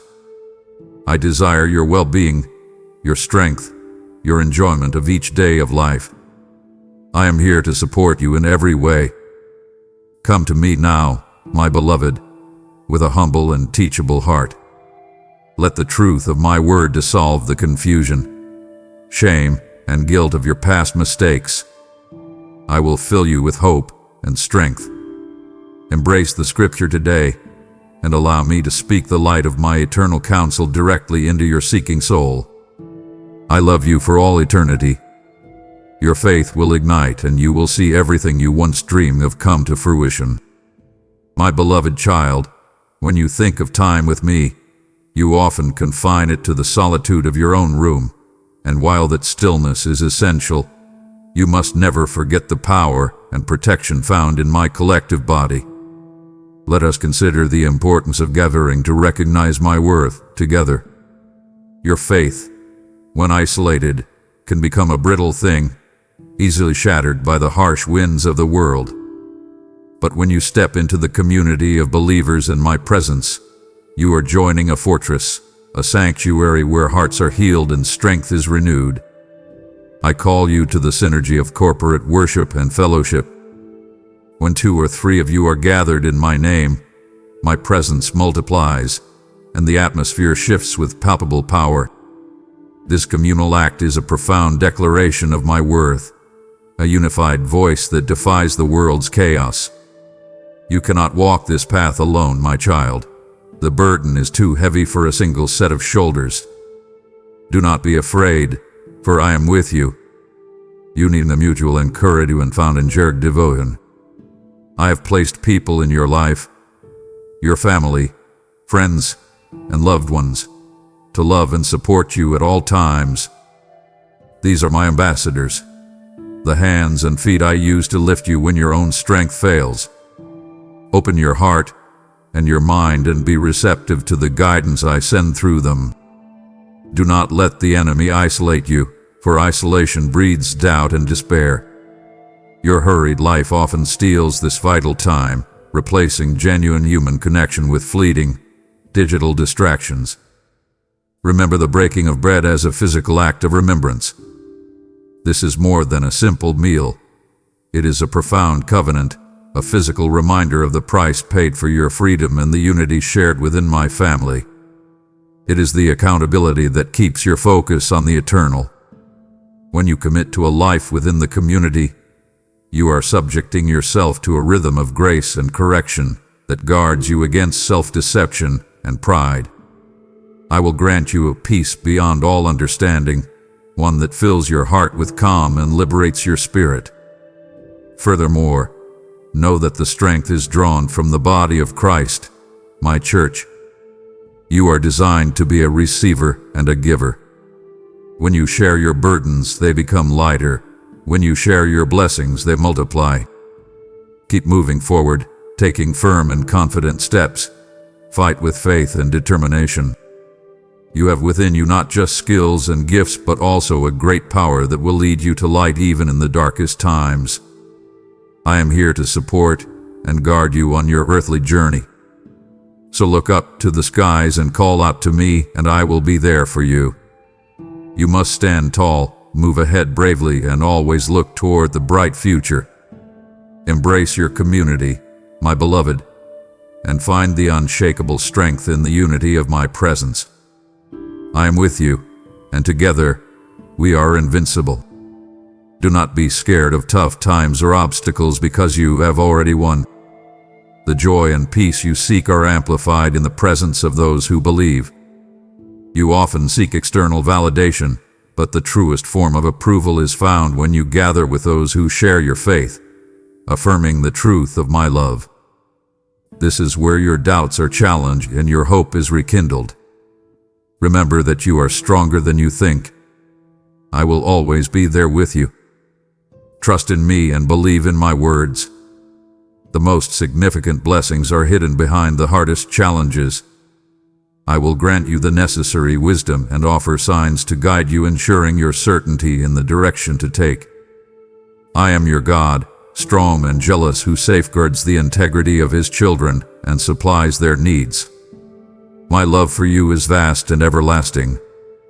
Embrace the support I have provided in the community of believers. My cherished child, I know the weight of guilt that tries to hold you captive, the whispers of condemnation that try to convince you that your past neglect has irrevocably broken our covenant. Listen now and let the chains of condemnation shatter. My forgiveness is immediate and boundless for your absence. You do not need to perform penance or earn your way back into my favor. I gave my life for you so I could offer you forgiveness. The assurance that my arms are always open, waiting, is the constant reality of my love. When you turn your heart toward me, my spirit rushes to meet you, embracing you with a tenderness that washes away every trace of shame. There is no reason for shame in my presence. The freedom from the guilt of your past neglect is yours now. You do not need to torment yourself with doubts and self-accusations.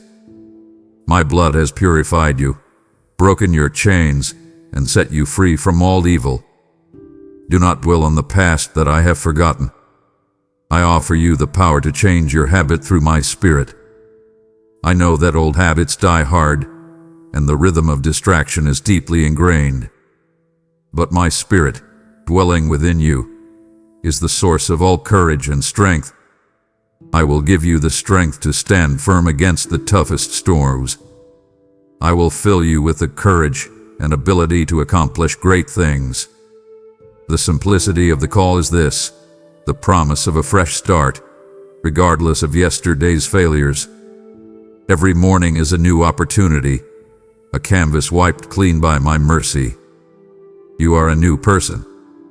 The simple step of turning your heart back towards me is all that is required. Come and give me your heart. There is no need for explanations. I already understand your need for my love. I will not reject you. Your sins have been erased, paid for by my precious blood. I will remove the heavy burden from your shoulders. I am here to uplift you, to bring you peace, chase away your worries, and give you the strength you're searching for. I am the God of the impossible, and everything is possible for those who believe in me. My love for you is boundless. I will never abandon you.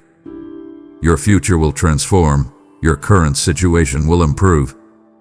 Embrace this grace now, my child, and step into the new beginning I offer you this very moment. I will lead you out of the desert into fertile land where miracles flourish. Feel the freedom that comes from knowing my forgiveness is complete and my devotion is eternal. You do not need to search for someone who speaks beautiful things to you. I am here. I will work a powerful miracle of praise in you. Your mouth will be filled and your heart will overflow with joy. I love you deeply beyond what you can grasp. Trust me, my child, and rise up in the power of your fresh start. My beloved child, I must pull back the veil and show you the true nature of your struggle, for your fatigue is not always physical. It is often the result of the reality of the spiritual conflict waged daily for your soul. You are not fighting flesh and blood. You are engaged in an unseen battle for your attention and loyalty. Recognize the schemes of the adversary to fill your time with emptiness. He does not tempt you with grand, obvious evil. He uses distraction, busyness, and the illusion of urgency to ensure your life is spent on things that hold no eternal value. He wants you perpetually exhausted, too depleted to seek my face or to fight the good fight. The enemy attacks to crush your faith and emotional stability. He tries to steal your peace and rob you of the blessings I have in store for you. This is why the necessity of spiritual vigilance and constant communion is paramount. Your quiet time is not a luxury. It is your spiritual lifeline, your intelligence briefing, where I reveal the enemy's tactics and equip you with my wisdom. I will alert you when danger lurks, when evil comes against you. My Holy Spirit will not allow you to be attacked anew. Embrace the power of my name invoked during moments of weakness. My name is the ultimate weapon, the sound that causes every dark force to tremble and retreat. Do not fear, for my power surpasses all. I will work wonders in you because I love you. My promises are written. You have heard many times that all is possible for those who can believe in me. I have provided the armor, requiring consistent wear. Arm yourself with the shield of faith and the sword of my word. This armor is not decorative, it is functional, but it must be put on daily through prayer, worship, and study of my word. You cannot fight this battle with old, dusty armor. The ultimate victory is secured by remaining in my presence. In all these things you are more than a conqueror. My love for you is eternal. I will strengthen your convictions, and you will no longer live in fear. My love and my presence will protect you. Embrace the conflict now with courage, knowing that I, your Almighty God, have secured the victory for you. I am your shield, your strength, and your exceedingly great reward. Keep moving forward, my child, and walk in the fullness of the authority I have given you. My warrior child, we have faced the reality of the unseen conflict and the glorious certainty of your eternal inheritance. Do not let the fear you've defeated resurface now.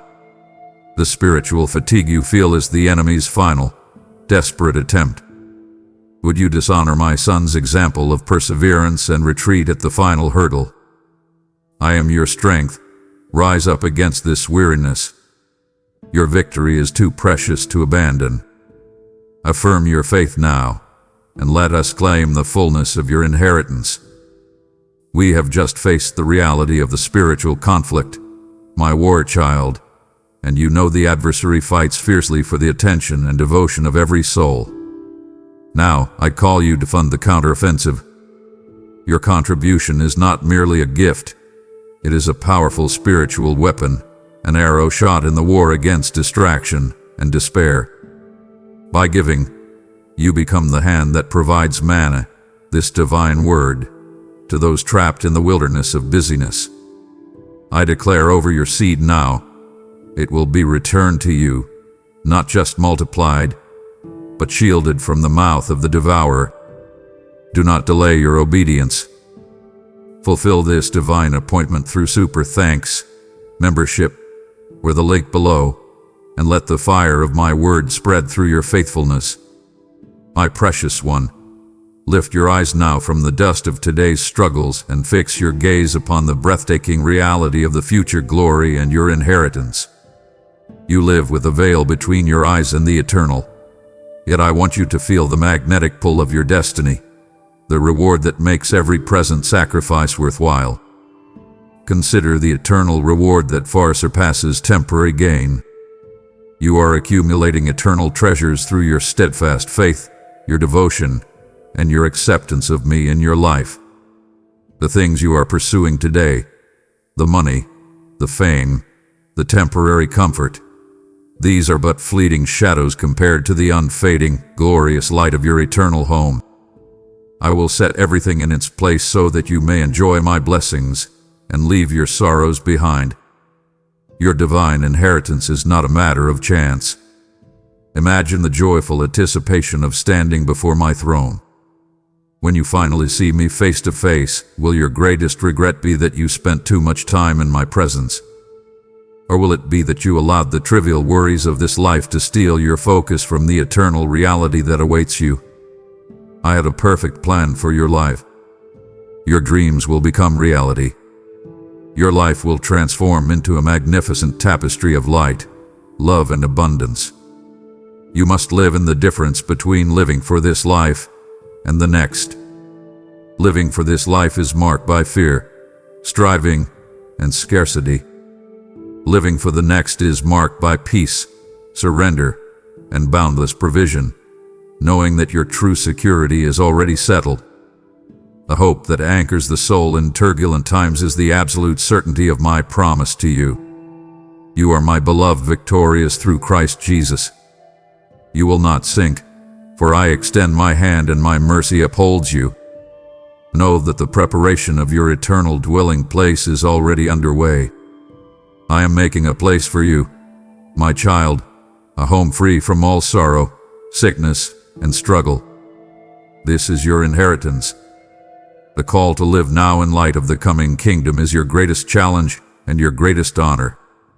Live on earth with enthusiasm, purpose, and a vision to do good. Entrust your plans to me, and I will assist you in everything. Rise with courage, and all curses, debts, and painful memories from the past will fade away from your life. I have great plans for you, plans to prosper you and not to harm you, plans to give you hope and a future. I love you, and nothing can thwart my plans. Embrace the glory now, my child, and let the hope of your inheritance fuel your faith today. I am your strength, and I am preparing your crown. My beloved child, if you doubt the worth of your time spent in my presence, then look upon the life of my Son, Jesus, for he is the living, breathing testament to this truth. Consider his consistent habit of seeking solitude with me. If he, being fully divine and yet fully man, required hours alone in quiet communion, how can you, my human child, believe you can manage with fleeting moments? His demonstration of prioritizing relationship over ministry is your perfect model. Jesus, facing the immense task of redeeming the world, constantly withdrew from the pressing crowds, the demanding disciples, and the urgent needs of the marketplace to seek my face. He knew that the source of his power and clarity was not in the doing, but in the being, in the surrendered, intimate connection with the Father. This truth should pierce your heart. The truth that if he needed time with the Father, how much more you? You are prone to fatigue, doubt, and distraction. He was not. Yet he chose communion. You believe that I was angry and unwilling to assist you. Allow me to make this clear. You will always need me, even when things are going well, even when prosperity surrounds you. Do not let the world's tumult make you forget the times I have come to your aid. His perfect obedience as the model for your life was born in those quiet hours. It was in the stillness that he received the wisdom, the direction, and the unwavering assurance of my love, which fortified him for the ultimate sacrifice. The profound power gained through intimate communion is available to you as well. You will witness my power working in your favor. I will grant you the necessary wisdom and offer signs to guide you. I will open doors so that more people can see someone like you who has genuine faith and truly loves me. Finally, reflect upon the ultimate proof of my worth, displayed on the cross.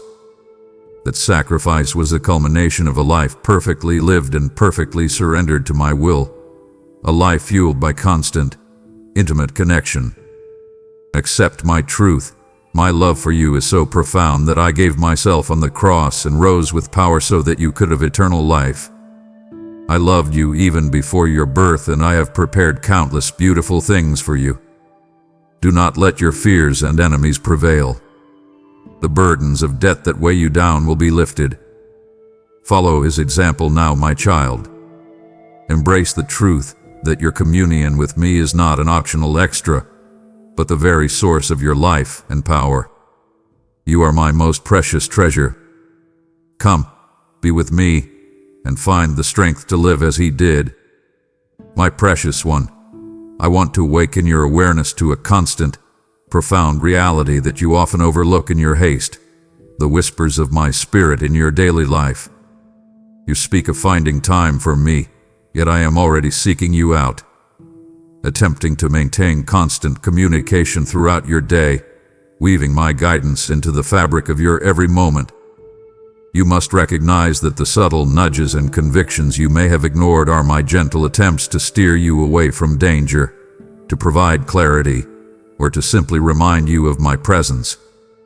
That unexpected sense of peace that washes over you in a moment of panic. That is me.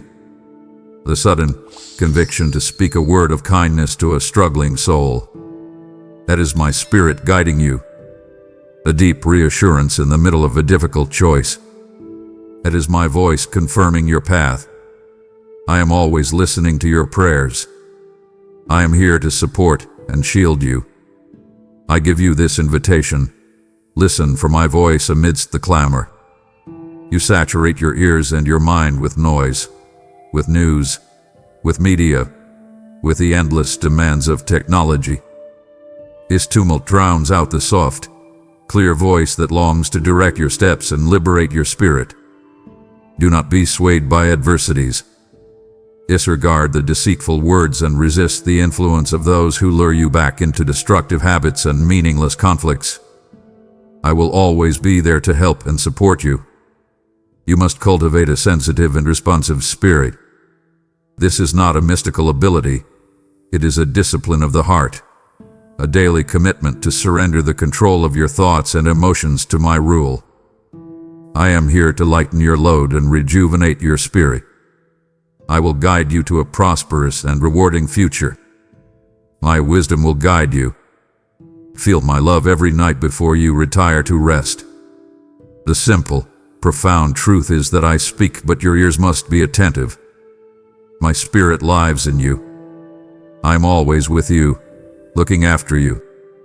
I am always there, giving you peace. You must stand strong and steadfast. I will grant you the peace you've been searching for. I will provide you with the comfort and strength you need to overcome all the challenges that you face each day.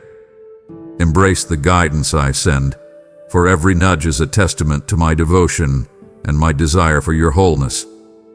You possess the power to master your emotions through my spirit.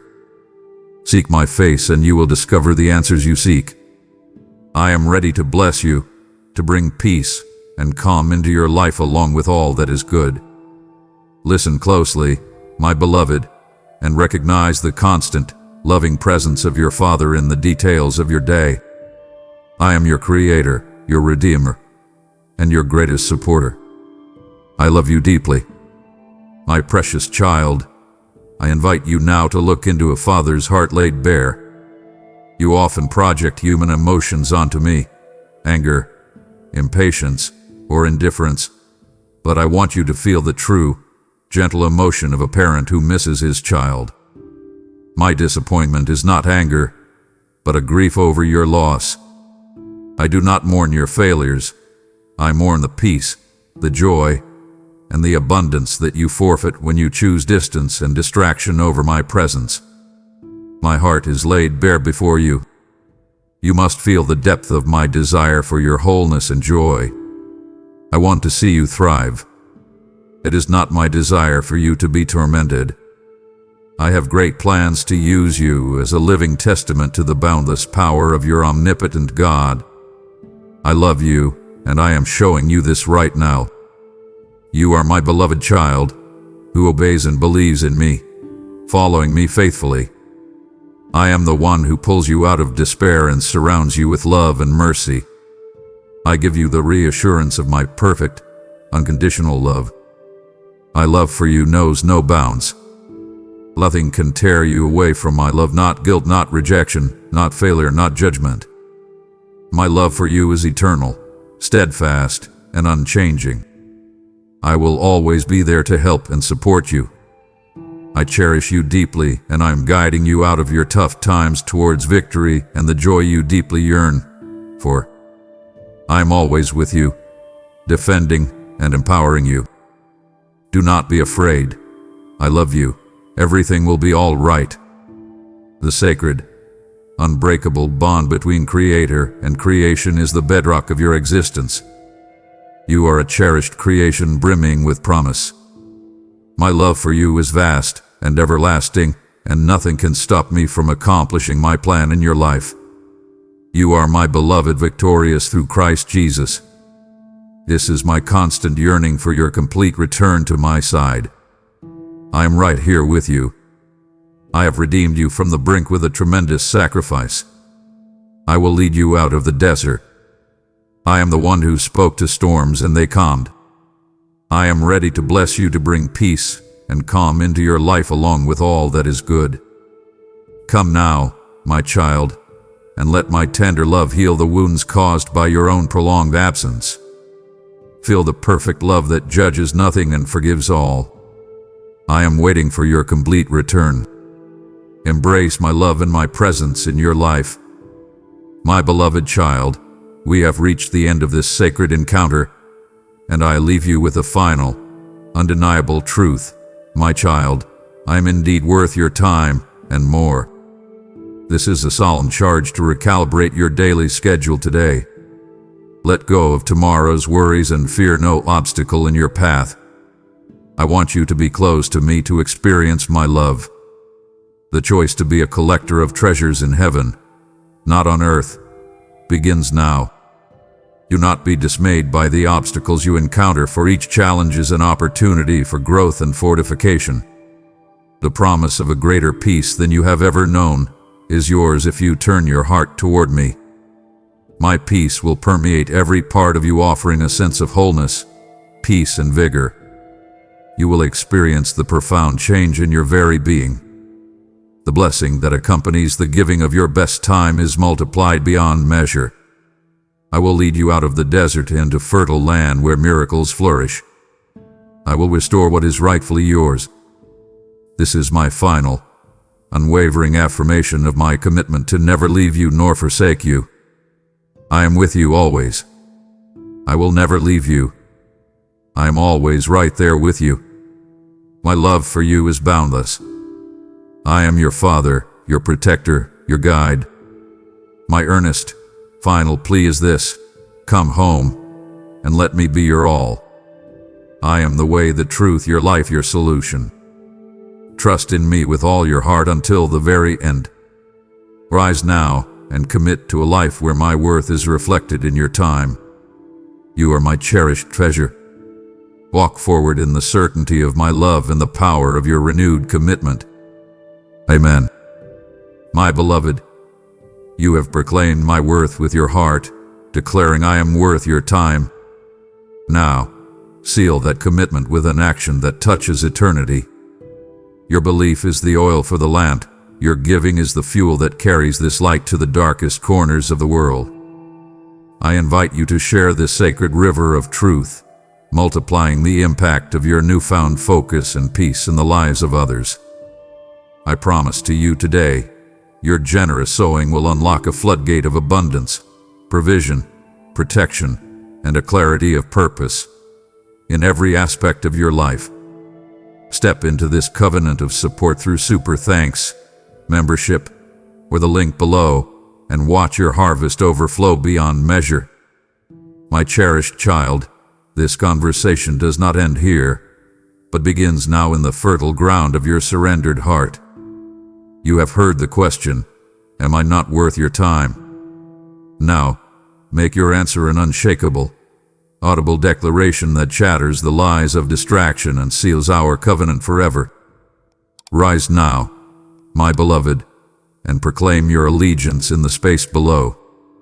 Break the silence of your past neglect and affix your commitment by writing this eternal truth. My God, you are worth my time, and my life is yours. Unleash this powerful word and watch as I honor your obedience with immediate peace and a river of unshakable focus that washes away all the chaos of yesterday. Trust me, my child, and make your declaration visible. Amen.